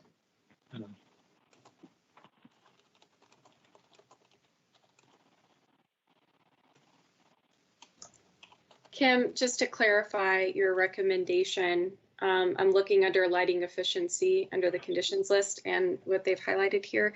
Did you want to add the others in as a recommendation? So for example, bullet C, D, and then that 3 at the end for color temperature. Do you want to add that in? Yes, I'd like to add them as recommendations, at least, you know, see what they can achieve and what fits in with their design. You want to in there also specify between the residential and the commercial portion? Yes, I think it's important going forward knowing what they'll do for commercial and residential. They'll be different, but I think the more we can marry the two and have similar outcomes, the better it'll look and the happier everyone in nature will be. Yeah, as I think too with the lighting aspect, you know, you will have more of your parking lot lighting in the commercial than you will have the residential section with townhomes. So I said, just you know, going back and distinguishing between the question between the townhomes and the commercial. Well, Yeah, I think you can still have the lighting shielded to the ground and all, shielded so that it's focused on the ground, whether it's residential or non-residential.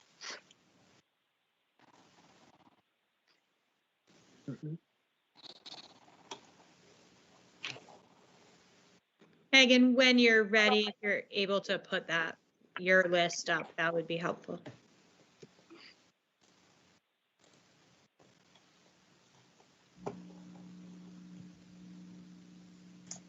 And Suzanne, I've also included your recommendation here as well. Maintaining connections between the RCA's to preserve habitat if possible. If that is not what your intention was, please let me know. It was my intention. Thank you.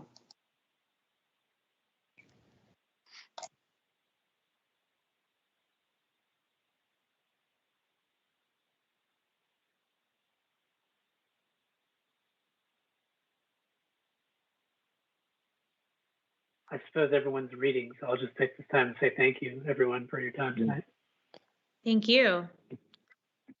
Yes, thank you for your consideration.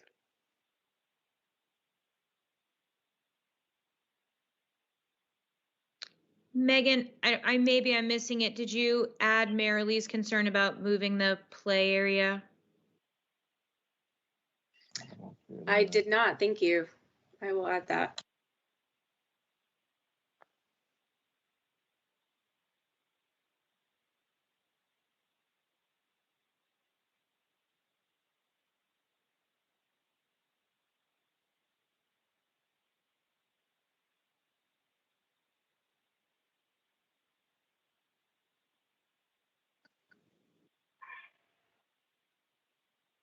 I make a motion that we adopt these suggested conditions.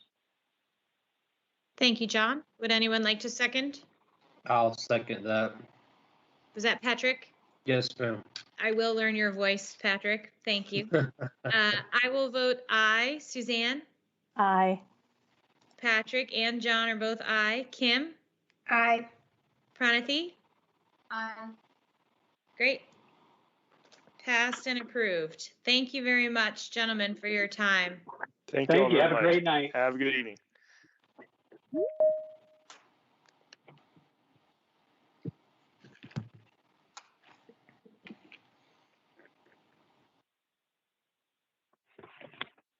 Is everyone doing okay? Do we need a 5-minute break? Is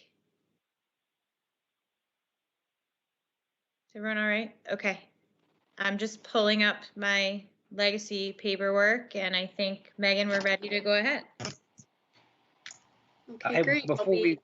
Before we bring them on, just a quick question, and just always looking at site plans and reviewing site plan, where from this board's standpoint, does it ever come back to us once? It does not actually. So once this board hears it and makes its recommendations, it does not. I do try to make sure that to provide updates when things go to rezoning so that you all know what's been approved and you have some feedback along that. But as far as looking at the actual site plan in the future or subdivision plan, that will not be something that comes back before y'all. How, Shelley, just out of curiosity, once a grading plan is submitted, how is it looked at as far as, like, when we talk about, potential, outside the RCA or those areas there, any potential other tree save areas we talk about, is that ever gone back and looked at again based off of, potentially saving trees versus, larger areas being taken down? Like, again, grading plans are going to dictate a lot of this based off, other than just looking at the site plan.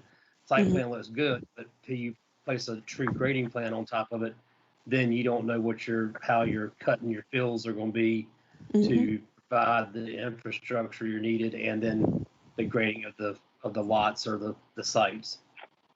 Yep, I know exactly what you're talking about. I am going to pull up your personal favorite project. All right, easy.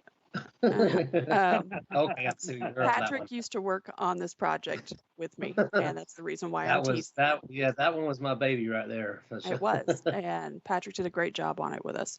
So this is Smith Farm. This is one of the later phases, just for those of you who aren't aware. Smith Farm has built the northern portion of the Richardson Road extension up from Olive Chapel. It just so happens that where we're going to be looking at in a minute is right next door, so I had it up on my screen already. So we do have riparian buffers through here. You can see our blue lines. When the buffers are actually surveyed, they don't match up to the blue lines, so ignore if it looks like it's weeble wobbly a little bit. So trees within that are definitely preserved, but we also get a tree survey for larger portions of the site as well. And wherever we can, we try to make sure that some of those trees are preserved. When this section was designed in particular, we identified these 5 or 6 larger trees. These are all between 20 and 45-inch oaks. I think there might be a large maple or elm out there as well, maybe. But remember, these are January's pictures, so there's no leaves. And so we actually, as town staff, we actually worked with the developer to set aside some of these larger tree areas. Now, we don't always get what we want, and sometimes they're not able to adjust the roads for us and things like that. And these don't always have the full root zone protections that we would prefer, but we do work really hard to make sure that we have at least 75 to 80% of their critical root zone protected. You'll hear me say that phrase again. Critical root zone, according to the UDO, is taken by measuring the diameter of the tree at roughly waist height, so about 30 to 40 inches above the ground, and then drawing a radius from that out for 1 foot per inch of diameter. So if you have a 36-inch oak, you have a 36-inch or 36-foot radius. There are a bunch of different definitions of that depending on what literature you look at. Some people say it's higher, some people say it's lower. I will say that when we have certified arborists come out and evaluate it, their determination is almost always smaller than what our definition is.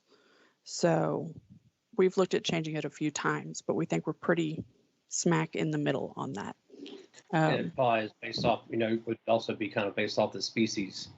Right, right. The arborist will give us a different amount depending on the species. We have something that's kind of very easy to implement on a one and done. And then if the developer wants to, or if they decide to argue with us, then they can get an arborist out there to evaluate and tell us what needs to be done. The reason for that question too is, based off of what Suzanne was saying, asking about the alignment, not the last one we looked at, but the previous site plan was with the SCM. I think it was SCM 3 that we were looking at. That realignment of the road to try to pick, to move the SCM outside of that 100-foot buffer, and then and then possibly Joseph said about losing a lot there. Again, like I said, I go back to looking at it from a grading plan standpoint. Just that's all. I was just my curiosity. No, it's a great point. The grading plan is one of the most important parts of the plan set, and it can change a whole bunch of stuff out there.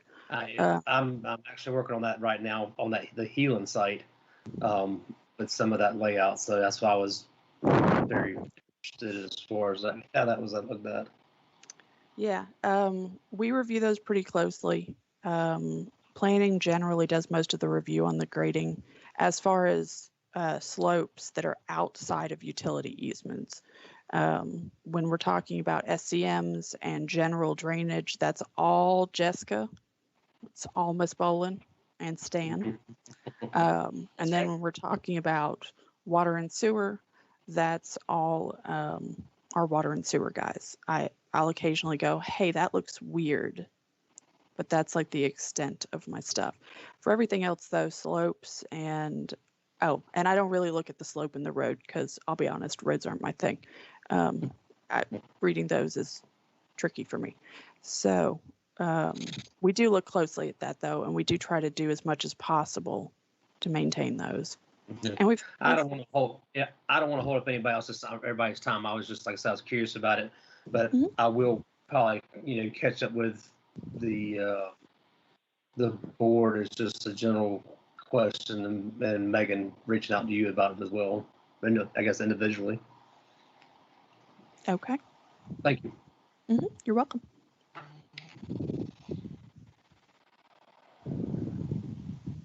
Does anyone else have any other questions before we move on to Legacy Apex? No, ma'am. Great. Thanks. We'll go ahead, Megan. All right. The applicant is Glenda, and then we'll also have Ed and Ryan. Thank you. Hi, Glenda.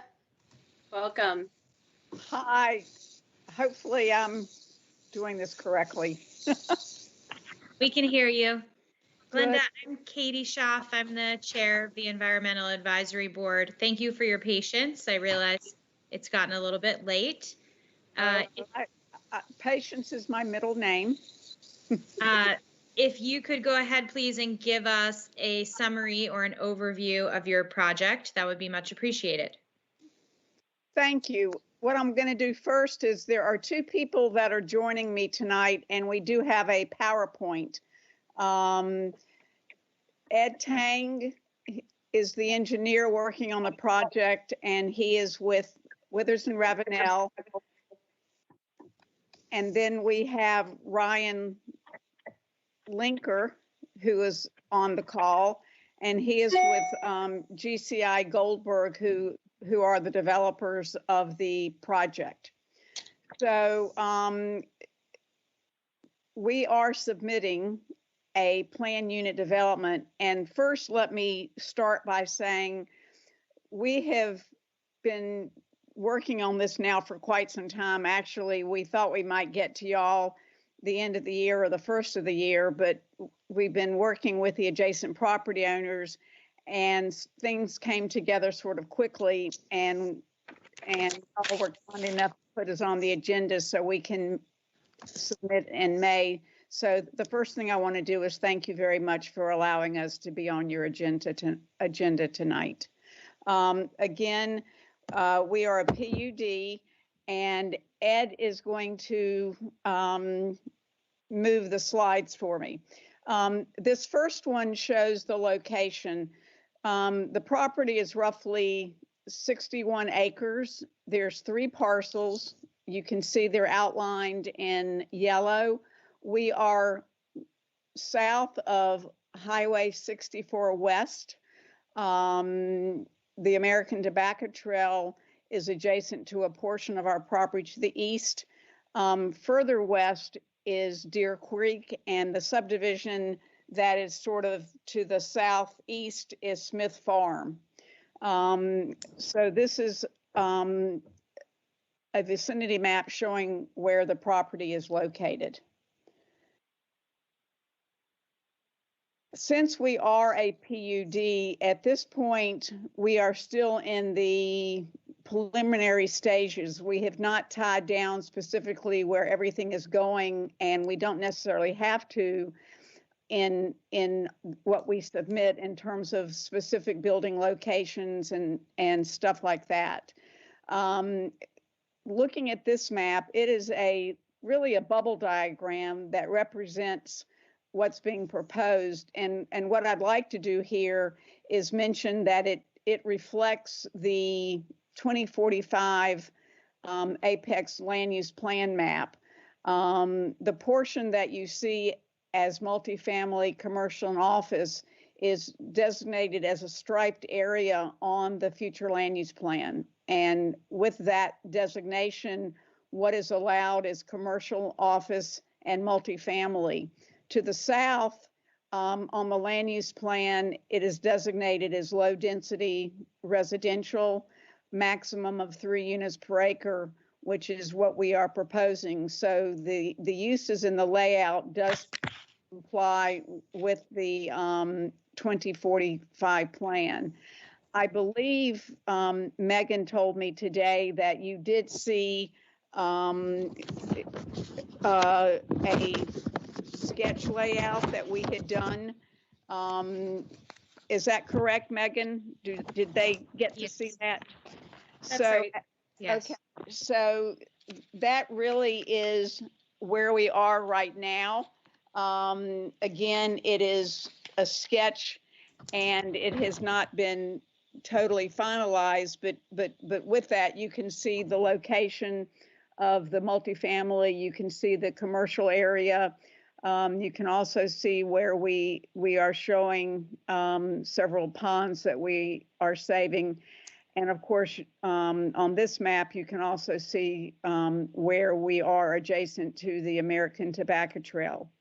The next slides, and I know you also received that, in looking at the application for the meeting tonight, there were items that are on there that are asked of us to consider. So during the process, and again, like I said, we've been working on this for quite some time. The things that we have written here are items that we have committed to, and we understand that your board is an advisory board and makes recommendations, and you may have more recommendations and of course questions, but what you see here is what we've agreed to do. So under water quality, we would reduce pet waste near the SCM drainage areas and eliminate fertilizer. Under planting and landscaping, we would plant deciduous shade trees on the southern side of buildings. We would plant pollinator-friendly flora. Under the implement green infrastructure, we would provide diverse and abundant pollinator and bird food sources that bloom in succession from spring to fall, and we would provide and allow for undisturbed spaces for nesting and overwintering for native pollinators and wildlife. For including landscaping that requires less irrigation and chemical, we have committed to plant warm season grasses for drought resistance. Looking at the next one, for clean energy, we would provide EV charging stations. We do plan on installing pet waste stations in the neighborhood. And for light efficiency, We have committed to lowering maximum foot candles outside of buildings, install timers or light sensors or smart lighting technology, and incorporate natural lighting techniques into building design.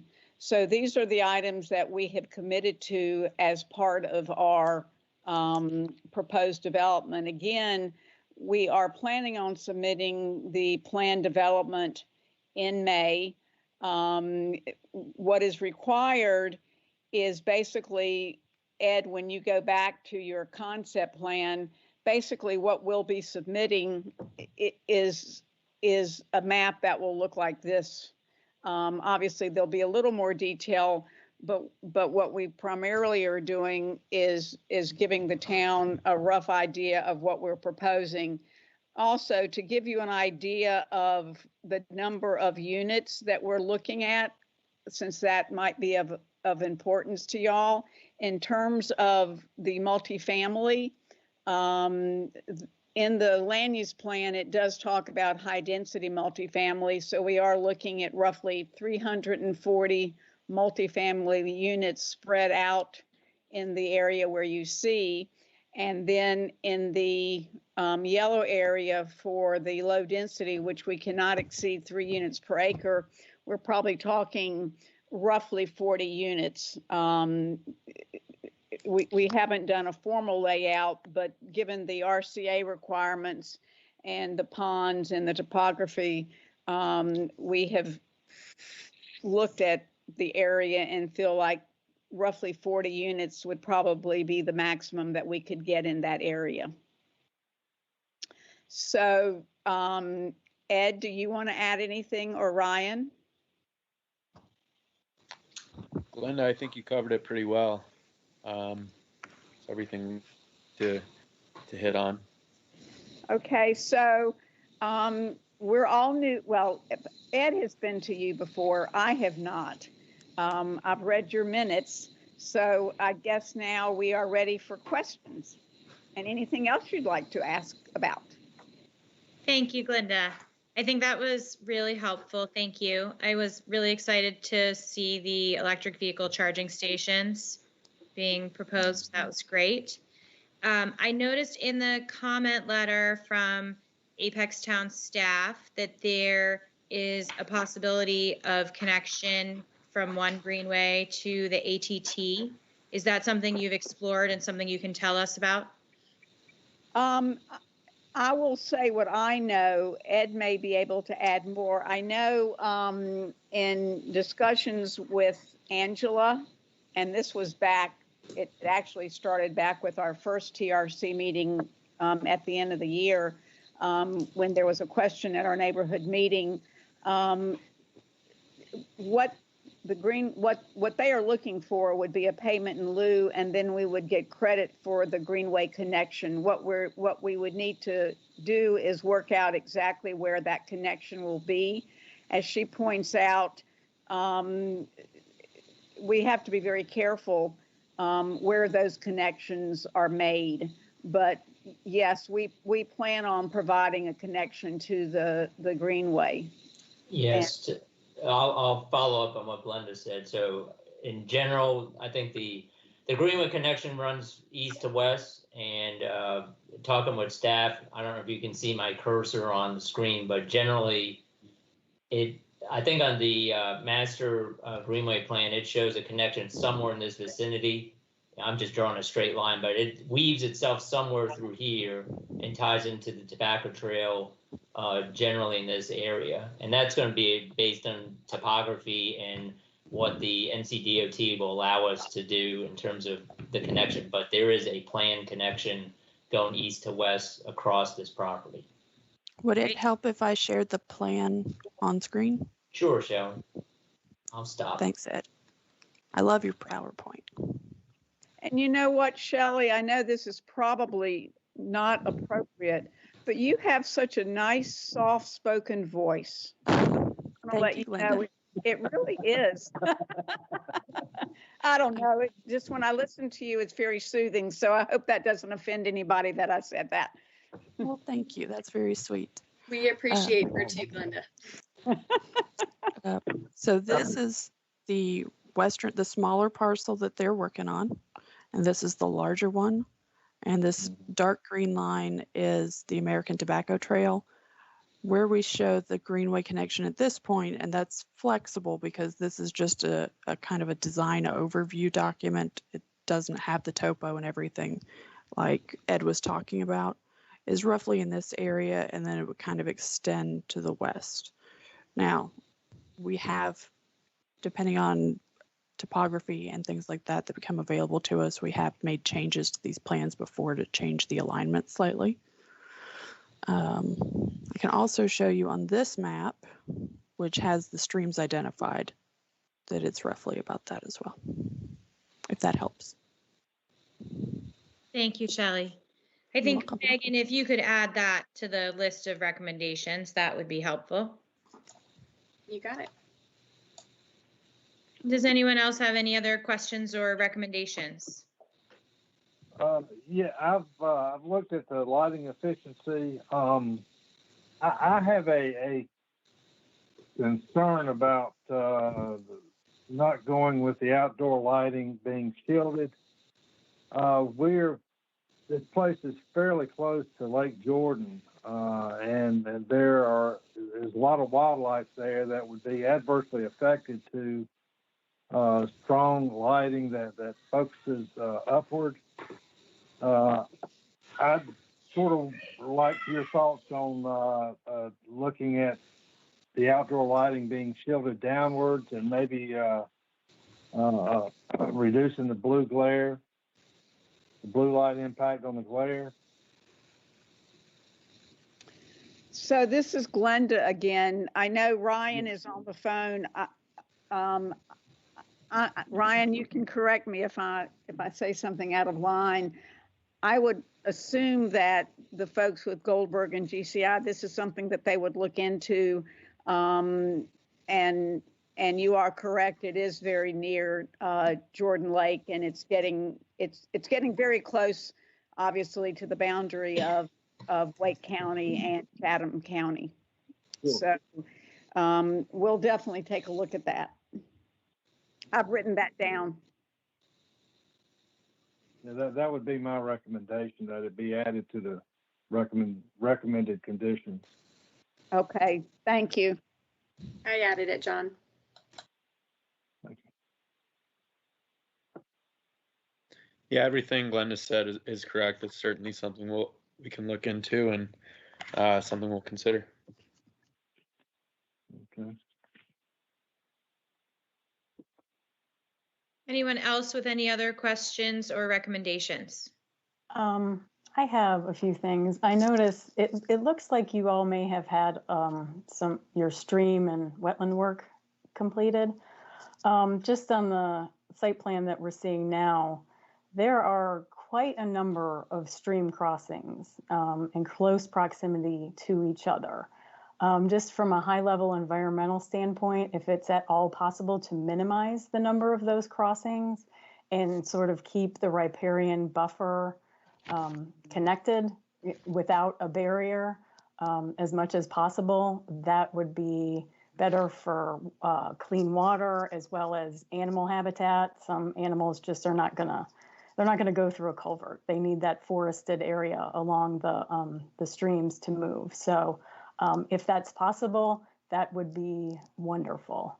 The second thing I had a question about, and this is perhaps the county having old information. I noticed on their website that the larger rectangular parcel, they indicated having some sort of voluntary agricultural district designation. Is that still the case? I have to tell you, I do not know. I have not come across that, but that's not to say it's not there. Ryan, do you know anything about that? I do not. I've actually had conversations with the property owner, and she said that was because they primarily used the land in forestry. So they periodically timber it and then let it regrow, but that would be given up when it's sold. I think I had that conversation about 2 years ago. Okay, so there's not any kind of like conservation easement on it or anything like that? No, a voluntary agricultural district is exactly that. It's purely voluntary and can be changed at any point. It's intended to be used for, it's generally a tax relief situation, so that if you're using it for a bona fide farm or for an approved forestry use, then you don't pay the same property tax rate that you or I pay on our homes. That makes and sense. Patrick is nodding his head at me right now. And Glenda, I don't know if this would at all be possible, but if you all can provide room for the single family folks to plant their own canopy trees after you all are finished with your landscaping, and let's say they want to plant a tree for whatever reason to honor somebody, or they just want some shade, it would be wonderful to have them able to do that without having to worry about, oh no, this is a utility right of way, so I can't plant a tree here, or now I have, my sewer pipe and I can't plant a tree. I don't know if they'll actually, what you plan for that, but that would be wonderful. No, I could not agree with you more.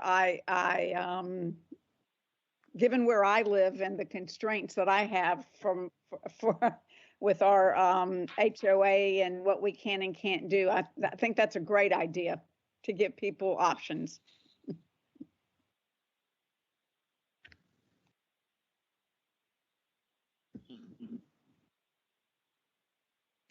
Have you guys decided how many charging stations that you're going to offer or where they might be located? No, we have not. We are still looking at how that would work. Again, as I mentioned, since the layout is preliminary, that is something that is still in the works. We know we are going to, we just have to look at where it would be most efficient to do that. Okay. I would like to make a recommendation, since you will have, some single family areas or, some other areas to try and spread them out as much as possible. It feels like they always get stuck 2 or 3 together in one little tiny area. And, right. It's hard when you're on the other side of the property. You don't necessarily want to leave your car that far away. So the more you could spread it out, or, kind of share the wealth, so to speak, so that everybody has a nice chance to use it, would be great. Okay, thank you.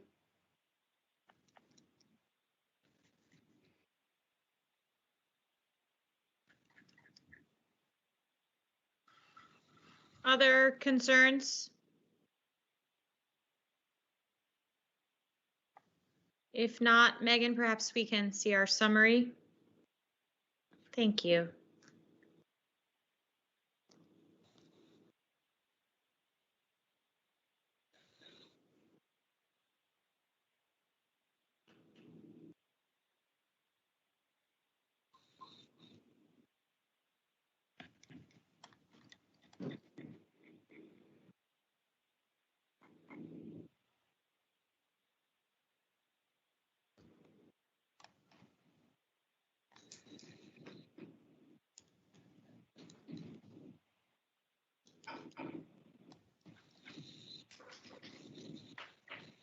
Y'all are very efficient.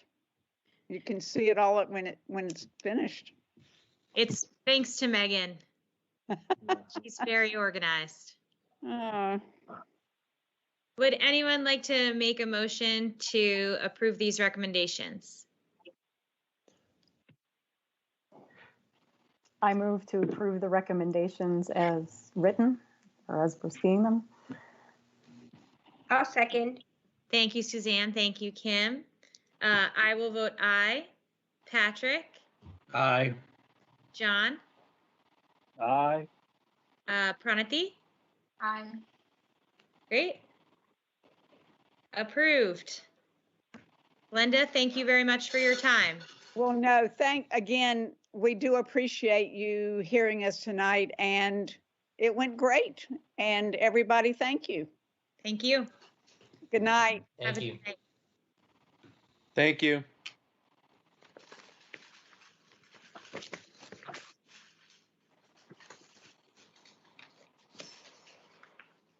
Thank you, guys. Does anyone feel like they need a 5-minute break? I think we still have a little bit of stuff to cover. I'm good. Let's just push ahead. I see John and I have to Suzanne. push Okay. ahead. Before we Let's push roll. ahead, do any of the new people have any questions or comments about those 4 applicants that we met with? I don't, the only, again, I go back to, just looking at what they're submitting, not just from, I guess the EAB, but like site plan, the whole thing is, where are our limitations to make comments? I think that for the most part, we can recommend anything that's legal and enforceable. And then it will be up to them if they actually adopt it as a zoning condition, and up to the town council when they either approve the rezoning or not, how important they found it.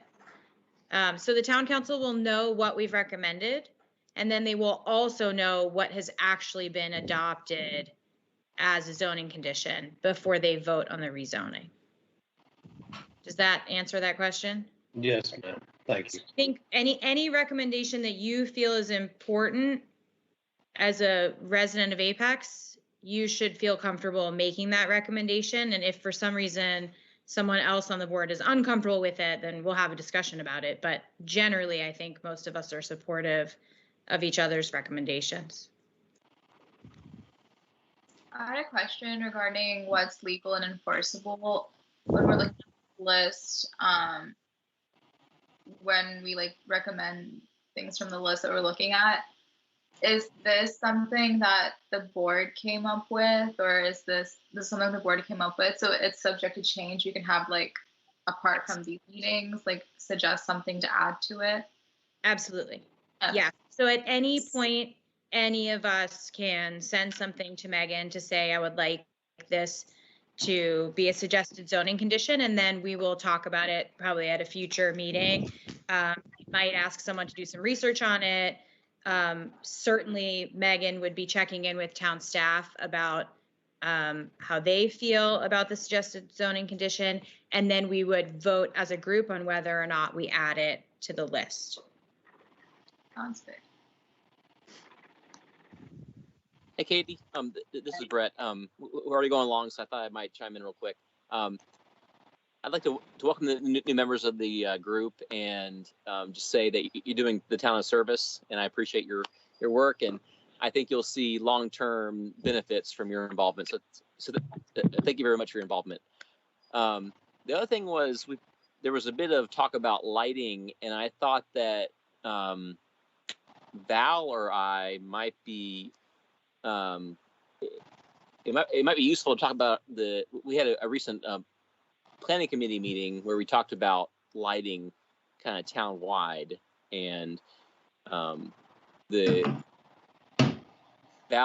I'm not sure if you're willing to speak up about the contents of that conversation, but it talked a lot about lighting that the power folks in Apex were talking about doing kind of town-wide, involving shielding, involving dimming that they can do kind of for each light versus if requested by the residents. So maybe Val, can you speak to our conversation and how that went, and and the plans regarding dark sky for this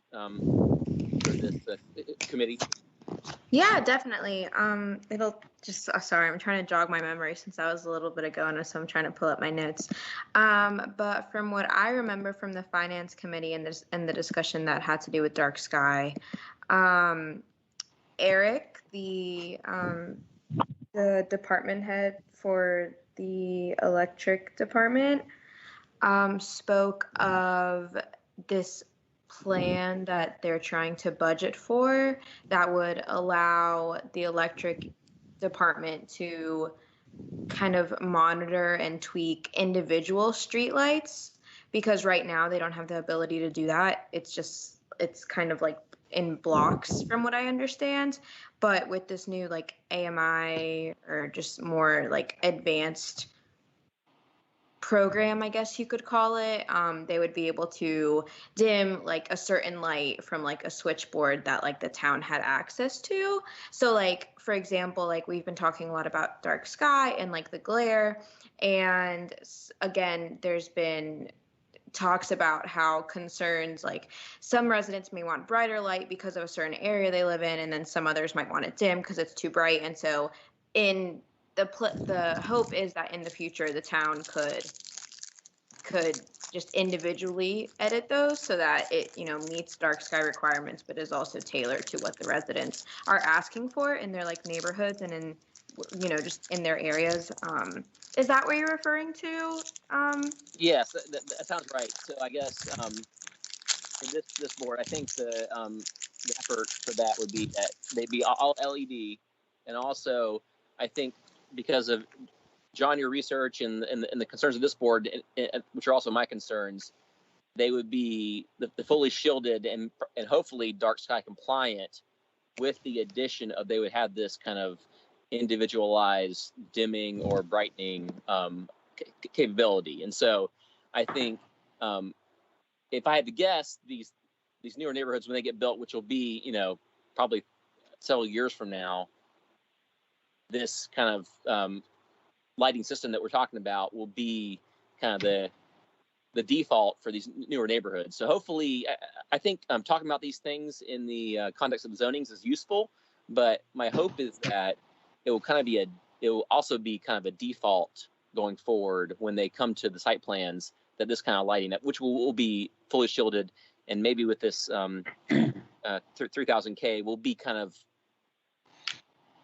the normal, I guess, for the developments. I'm not sure how this will actually play out, but I think it's good to talk about it now, because when they come to site plan, they may kind of I guess have it in the zoning conditions or recall this conversation, and then we'll have this system in place that they'll just like, I guess, naturally kind of go toward for the development. So I think all the efforts you guys are doing as far as this dark sky, and Kim, thank you for kind of pointing this out when you're doing your things. I think my hope is that in a few years this will be kind of the normal, and so it won't be required necessarily or asked about, but it'll kind of be the default. But I have no idea how that's going to go in the future, but I think all the efforts on that topic is very useful going forward. Thank you. Just to add to that, I spent an hour talking to Eric today about something different, and we ended up getting on this topic for a really long time. And he told me that the town has a plan for the fixtures that they're going to use. They're trying not to install them now. They're going to start trying to install them in large chunks, so that way they can spend the money later and get it all working with the new controls. But he said it's coming. It's just they're trying to wait until it's a good time to implement everything and be effective, because part of the issue we're gonna have is the lights will look different in color temperature, and with being LED, they'll look brighter. So he's nervous we're gonna get more complaints of people thinking fixtures are broken or wrong or something like that. So he said the plan is to do the chunks at a time, get them under control, and then adjust them as needed, because the LEDs also give you better color rendering, so you don't need as much light for them to be effective. So is this something that we would like as the zoning condition to opt in to this system, or is this something that will be automatically happening through the town of Apex for streetlights? So I got some real quick. So when, I guess Shelley can add in here too, as the developer comes on board, they can select if they go with Apex or with Duke Progress Energy in the new communities and so forth. But just making sure that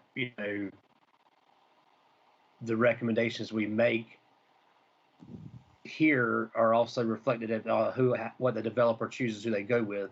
The Shelley, real quick, on when you were talking about the fixtures and we're saying the acorn style fixtures, is that generic term, or is that, like I said, there's an acorn fixture, then there's a fixture like that was used at Buckhorn, and then there's a different fixture that is that I believe was used in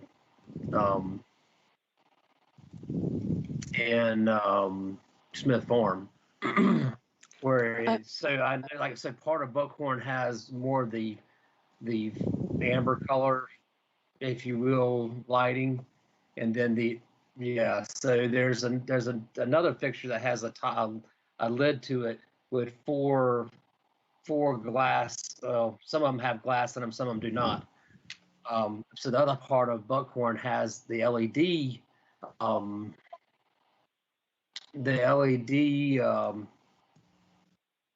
It's actually got four squared off sides that taper If you down. want, I can show you outside my window because I live in Buckhorn Preserve and I have the rectangular one with the flat top that's LED.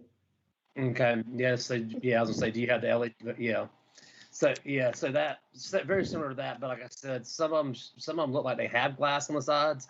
Some of them look like they don't. But the ones that the LED has, obviously just a flat piece across, which, I know we received quite a bit of, I don't want to say complaints, but concerns that, of this light spread there on how the difference between the LED and the other fixture was, or the other light was. Okay, so I think there's a couple different questions embedded in this, and just correct me if I'm wrong. I'm used to it. If we're talking, so most of the town of Apex fixtures look like this or like this. I think Buckhorn is Duke, and so the town is, I think, Apex. Is it? Yeah. Okay. Like I said, I can totally be wrong about these things. We have areas of town that you can choose Duke Electric or Town of Apex Electric. We also have other areas of town where that are only served by one or the other, and you don't have a choice. I don't have that map, unfortunately. I've seen it before, but I can't find it again.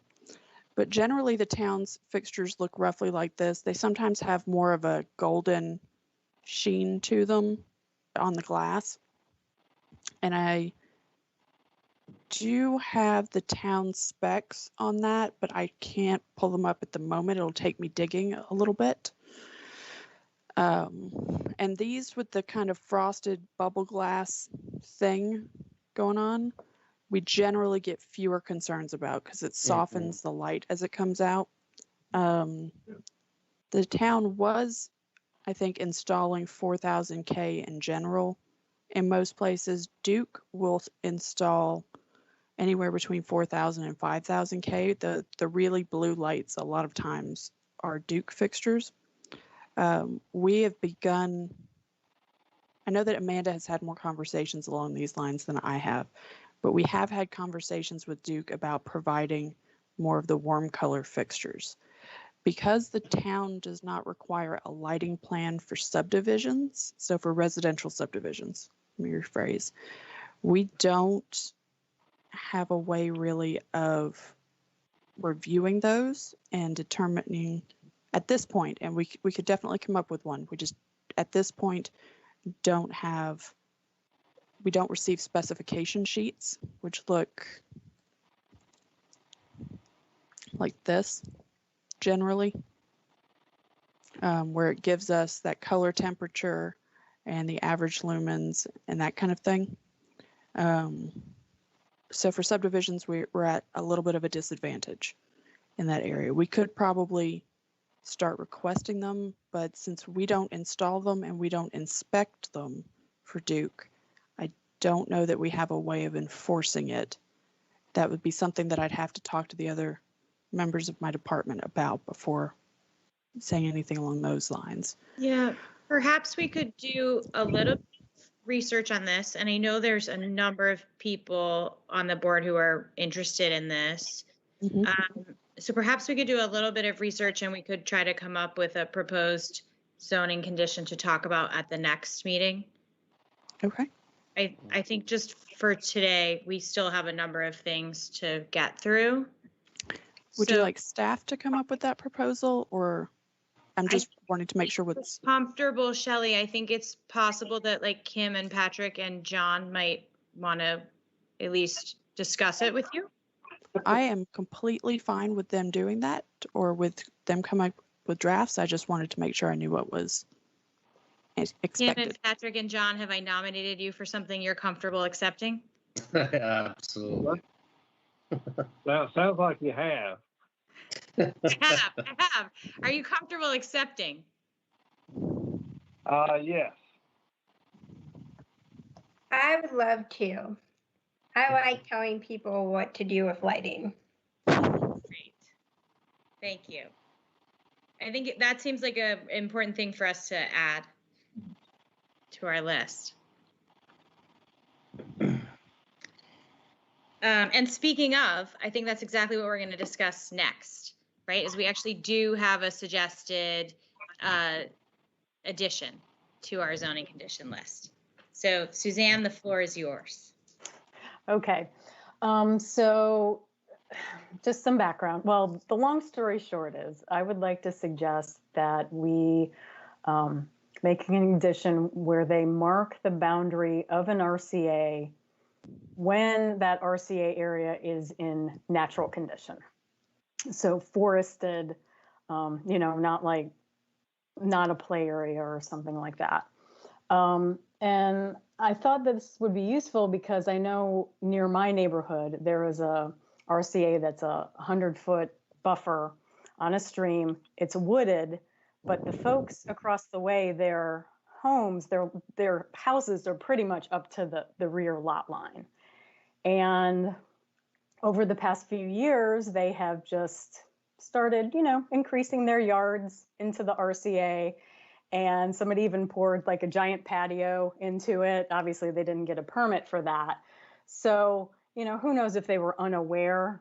Obviously, they knew that this was somebody else's property, but it looked, I guess, to some people, perhaps maybe just a common property that could be used for their purposes. So, going on the premise that RCAs are places that we do want to protect from impacts such as that, I thought maybe if you all have been out to the Wildlife Resources Commission game lands or state parks or some other state entities have these diamond signs that they affix to the trees, and they can say various things. I'm not sure what the language should be or what would be appropriate, just to sort of mark off the boundary. I figured that would help the homeowner, that would help anybody doing compliance see what is sort of otherwise an invisible boundary that you can just walk right through.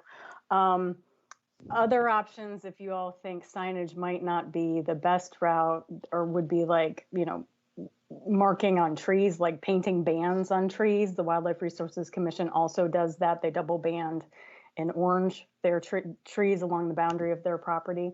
So I just wanted to put that out there for your consideration and discussion. Yeah, they have they had that similar signage like that on the Little Beaver Creek,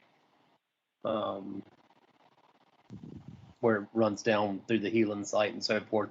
They said it's to make like a 4x4 yellow diamond that has, I can't remember what language is on it, but yes.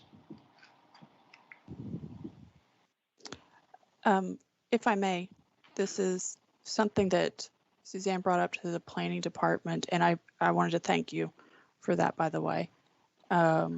And we've had a bunch of discussion about it, and we have a few concerns.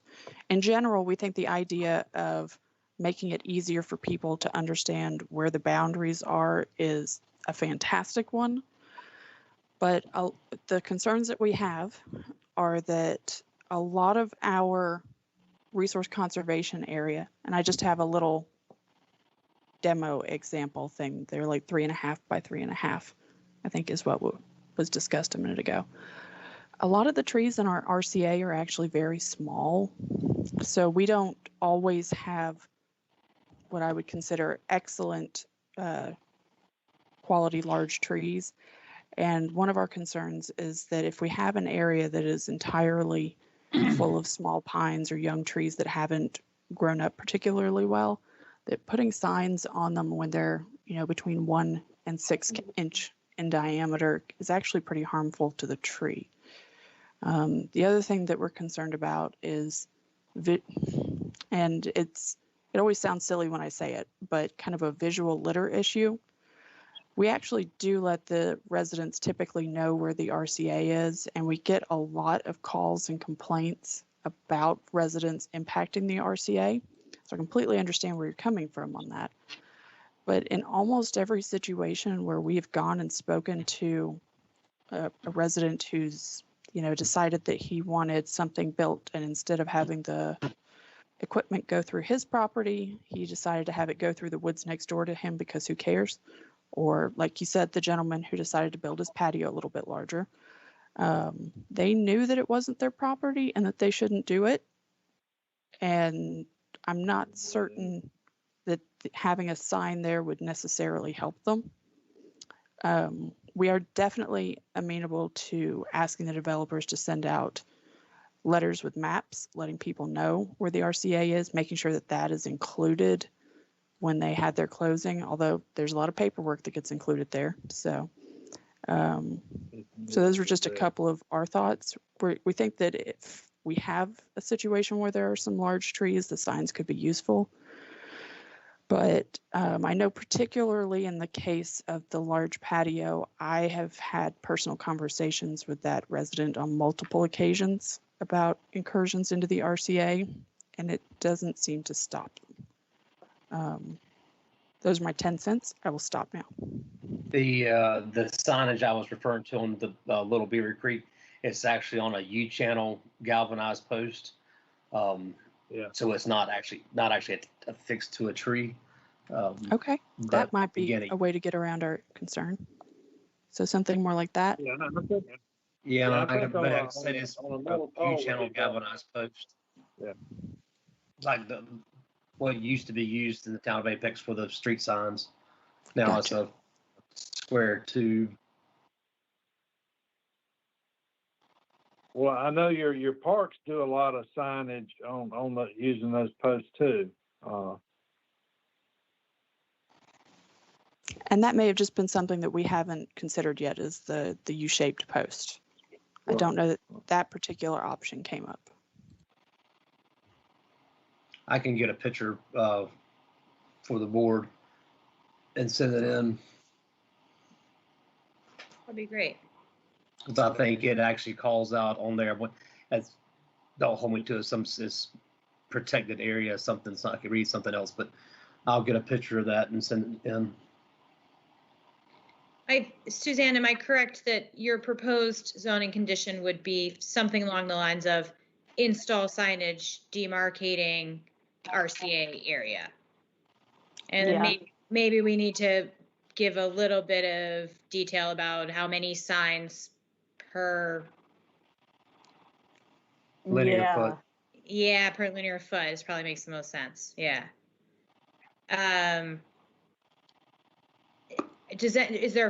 Are there further questions on this? Is this something we feel like we could vote on? Do we feel like we need to push this to the next meeting to vote on it so we have a little more detail? I feel like we have enough that we could vote. I also would like to recommend that, moving forward, when we start doing more education, we include this in our education piece, because that seemed to be a very common issue, and we're fighting it all the time in our neighborhood, and it just never stops, no matter what. I think you're right. I think that's a great thing to add to the education list.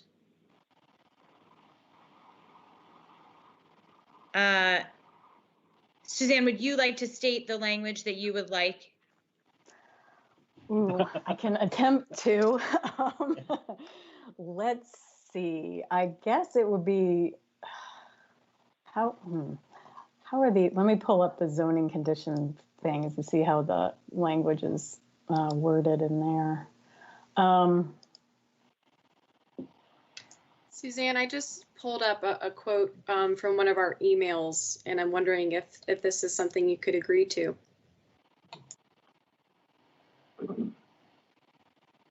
Oh, yes, I could agree to that. Okay. I would like to make a motion to add this to our list of suggested zoning conditions. I second it. Thanks, John. I will vote in favor. Suzanne? Aye. Patrick? Aye. John is aye. Kim? Aye. Pranthi? Aye. Great. We'll put it on the list. Good work, Now- Susan. Thank you. Well, just to clarify, will this go under planting and landscaping, or would you like to select a new category? I was envisioning it under planting and landscaping, but I will defer to Suzanne.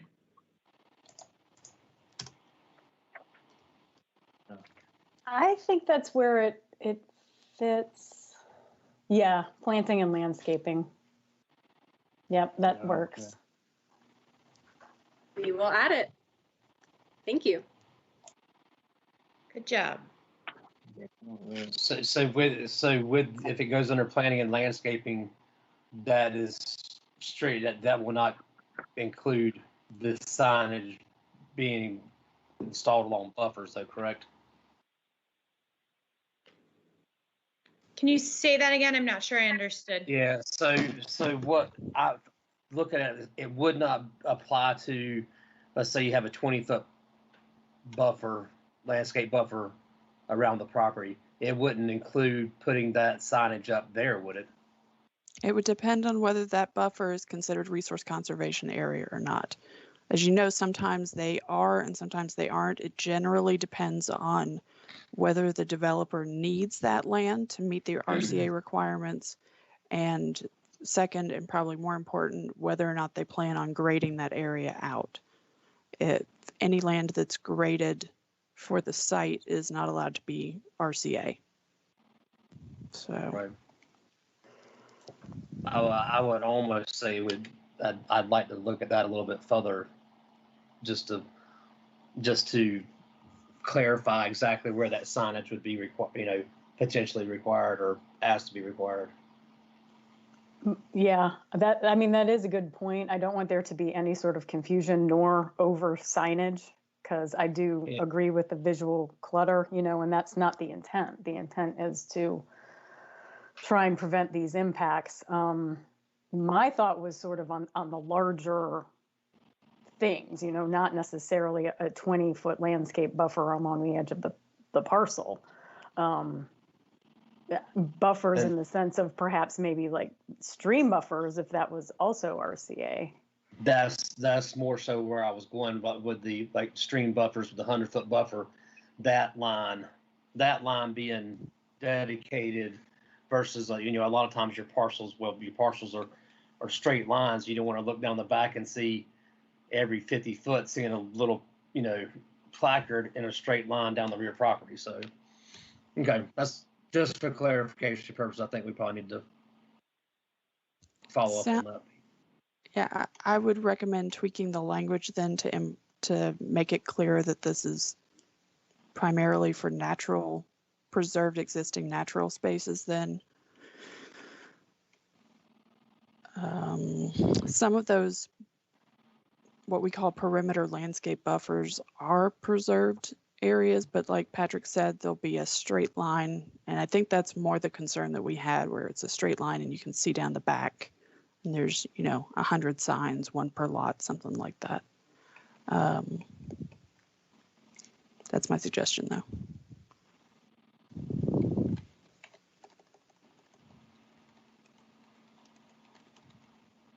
I see Megan editing. We will be patient.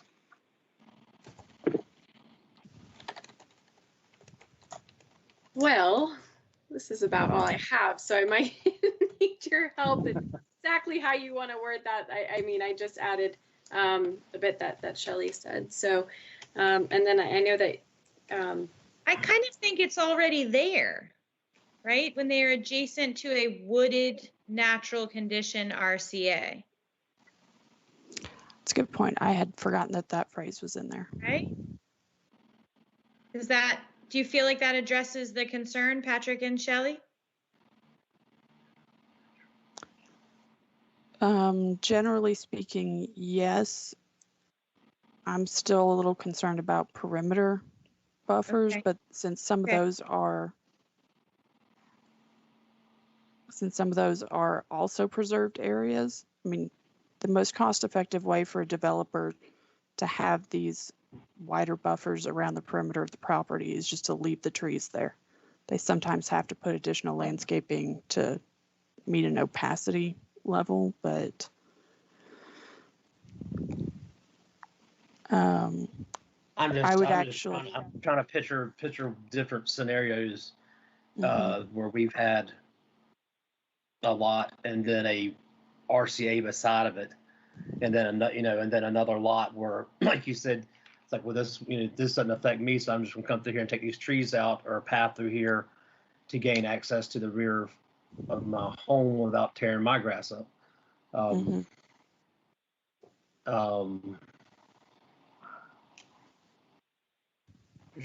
Maybe I could add something here. We're talking about a suggested zoning condition.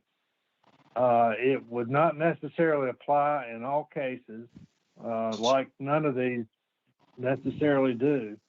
It would seem to me that we could ask that it be included in particular areas in a particular rezoning request, not necessarily all encompassing for that particular thing, but if there's a particular area that looks like it needs it, then we could do that.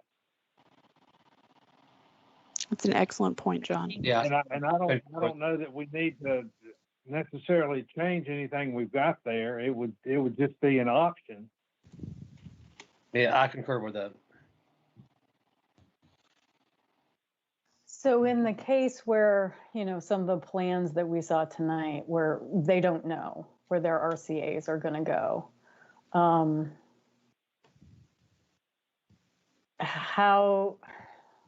what do we do in those cases? Because we can't say, we don't know what their RCAs are going to look like. Just.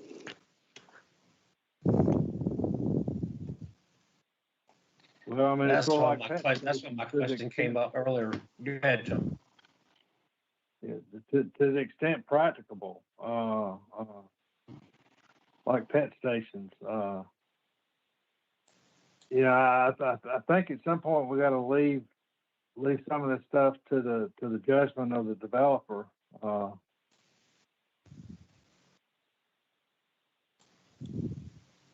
mean, it would be in our recommendation that they install that signage, and when they figure things out, if they've got it in there, fine, it goes to the town. If they don't have it in there, we've still got our recommendation there. The town can take a look at it at that point. You can also always suggest modifications to it. If, say, there's a parcel that has a large stream area running through it or something like that, that it looks likely that stream is on there, they'll have to preserve that riparian buffer. So you could always say, well, in this case, we think that preserving the riparian buffer is the most important, so that's the area we want to see it along. Those kinds of things. So just like all the other modifications y'all have suggested throughout the different developments we've seen tonight. I think in practice, this one is going to work. And I think, to your point, Suzanne, there will be some times where you'll see a site plan and you'll know you have concerns, right? So then you'll raise this suggested zoning condition. Yeah, I think so. Okay. Megan, would you like to tell us about the booth design? I'm excited about this one. Yes. So the sustainability program and the EAB are both going to be representing at the Peak Fest this year, and then also just for future events and visibility. So we are in the midst of ordering our booths, and I'm just going to pull up a picture here of an example, and I'll tell you what the sustainability team is doing.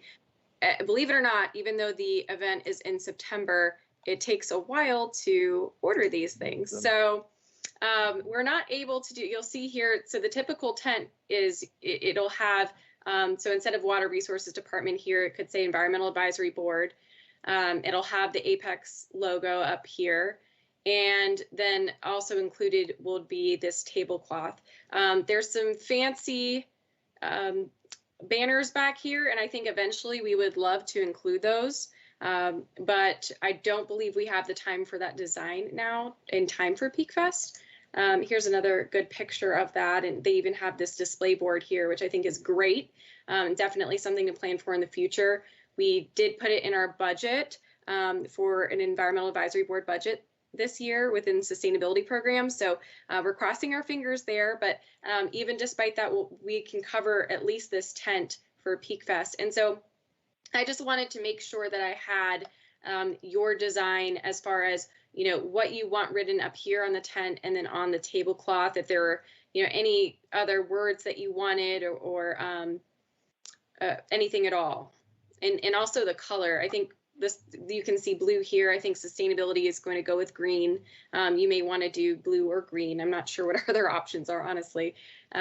So just gauging your general thoughts so that we can go ahead and order these. Oh, I realize that I'm not showing you the other screen now. Sorry about that. Okay. Boards off There to it the is. side. Right, yeah, that's the banner. So it would be great to have these banners eventually, but for now, I would love to hear your feedback for design for the tent and the tablecloth. Are there multiple town displays set up during Peak Fest? Yes, yes. Many departments will have one. So for example, this one's our Water Resources, just the Stormwater Division. I think planning typically has a tent as well. Do they all have different colors and stuff, or do they all try to maintain the same stuff? I think that there's a little variance. I know that our you know, our town logo here is pretty standard. Yeah. But outside of that, you know, I think Parks and Rec does a green tent. And then, you know, some of them might just say Parks and Rec here or planning on the tablecloth. But of course, Stormwater has their only rain down the drain slogan. So the board could certainly add additional context or words or design, but it could also be very simple. I vote we keep the same logo. Yeah, I like the logo, and personally, I feel like we should be green. Well, Apex has changed their logo, whereas the A in the circle now, so that's. Well, you're on the right seal track. is still official. Yes, the seal isn't going anywhere. Yes, I like the seal. Yes. Okay, so we have one proposal for the seal. I would like to propose the color green. Do we have any other proposals? I like both of those ideas. Well, just to be clear, the seal really isn't up for a vote. That's stinks. Okay, great. But you can certainly vote on the color. I mean, you know, the town color is green and white, so you know. Do we have a slogan or a mission statement or something that's simple that we could put on it, or are we still a little too new to have anything? The mission statement is long. It always is long. You almost need like a vision statement. Yeah, we don't have. I think simplicity for me. I think simplicity is the way to go. But I am certainly open to something else. I just don't know what it would be. Well, then maybe we just make that a task for a future meeting. We come up with a nice little, only rain down the drain version, EAB version. Yeah. So I would like to make a motion that the tent be green. I second that. Thanks, John. Suzanne, Aye. Patrick, Getting late. Patrick, are you abstaining or are you voting nay? I'm voting aye. I'm just curious, what color will the seal be? White. Is, okay. White. Kim, Aye. Pranati, Aye. great.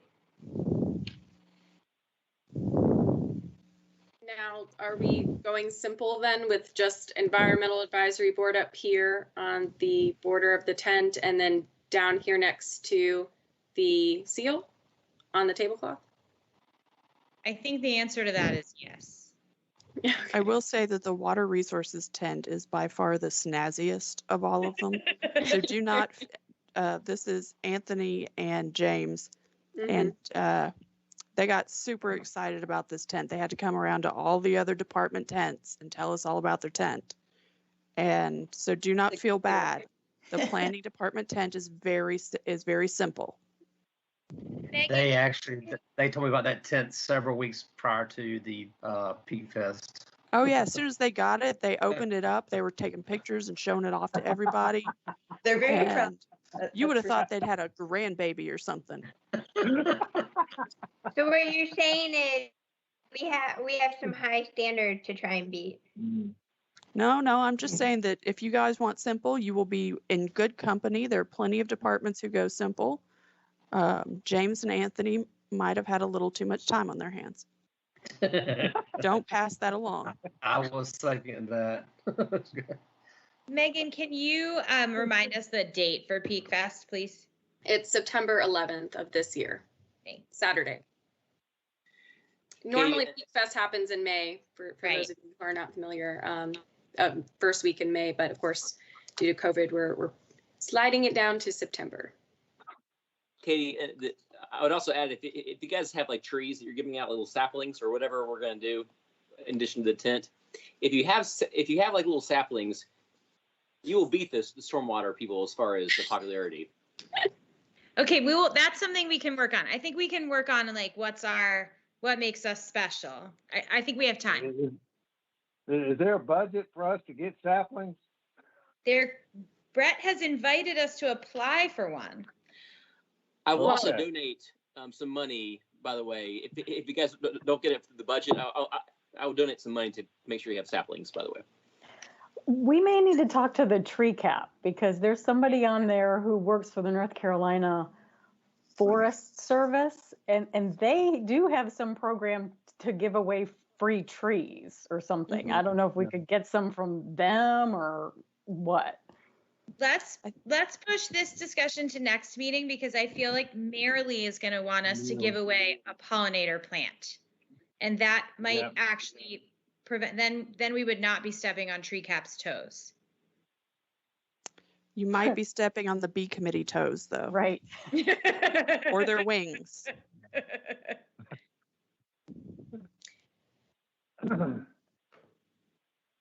I think that's a good thing to put on the agenda for next month is to think about what do we really want to do. What do we want to create some educational materials for this? Do we want to give something away? What are our goals?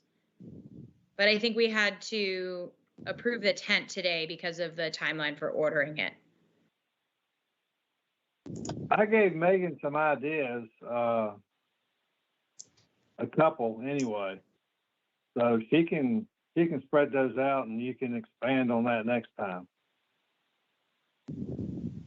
Well, we are going to get into the education initiatives. That's our last agenda item, which segues quite nicely. But I just want to make sure that we are solid on just the words. So instead of Water Resources Department, Stormwater, it's just going to say Environmental Advisory Board, and the same thing down there with the tablecloth, the Town Seal Environmental Advisory Board. Does that sound good? Okay, great. Thank you. Thank you.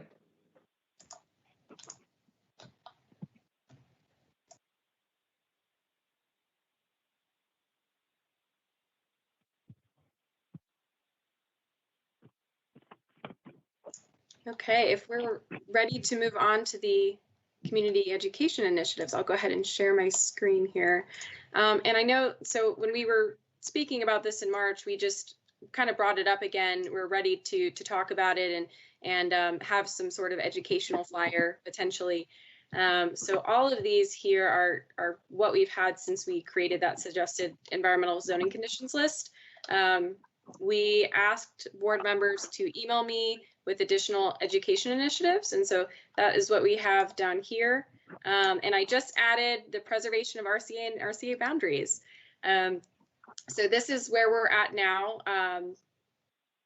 Katie, you might have a better idea about what the next steps are. And again, this could be an expansion to our May meeting. But I believe that the goal here was to just add to the list, and we might want to do another round of that now that we have our new members on board, and then bring this back up for an official educational flyer or resource on our webpage and et cetera for community education. Right. Yeah, I think it's a great idea to take these next few weeks so that our new members can propose initiatives. I think that makes great sense. And then I think perhaps at the next meeting, we can pick a couple of these that maybe 1 or 2 or 3 people work on creating an educational flyer or, you know, finding some articles that could go on our website. I'm open to other ideas.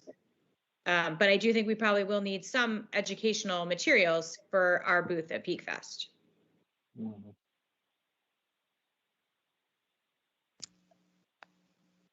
I just wanted to point out that you can get that a lot of the different associated organizations will also happily provide you with materials at no cost. So if you find them online and it's a North Carolina organization, they are typically thrilled to hand out their information.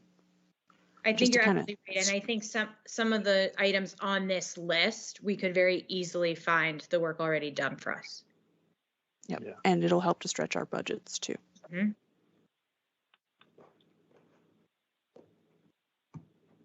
I agree with that. Do the new members feel comfortable emailing Megan any ideas that you might have to add to this list? Is there a list we're supposed to be able to see? Because all I see is MP. Oh. Oh. Yes. I can see Megan's screen. Maybe it's just me. I'm special. Oh, I'm sorry about that. It's your technology, Kim. It's been wonky today. But you know what I'll do next steps, I will email this list to all of you, and that way you can take a look and take your time looking through it and send me any additions that you would like to see. Thank you. Thank you. Does anyone have any items for discussion? I feel like probably we're discussed out. Yeah, it's dinner time. Would anyone like to make a motion to adjourn? I move that we adjourn. I second. Great. I will vote aye. Aye. Aye. Aye. Sounds great. Thank you all so much. Thank you. And Patrick and Pranathi, thank you very much. It's a pleasure to get to meet you. And thank you for your time and your patience. And I look forward to working with you guys the next several months. Fantastic. Thank you. Good night, guys. Great meeting, everyone. Bye. Good night. Thank you.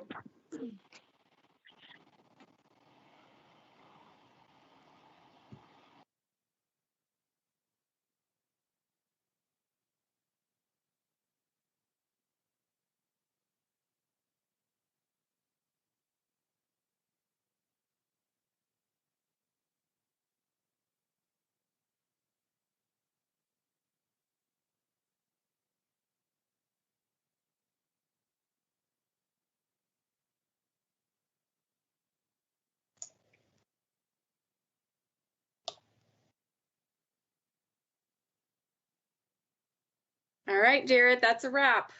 Great, thank you. Thank you so much for sticking through with us. No problem. Have a good night. Have a great night.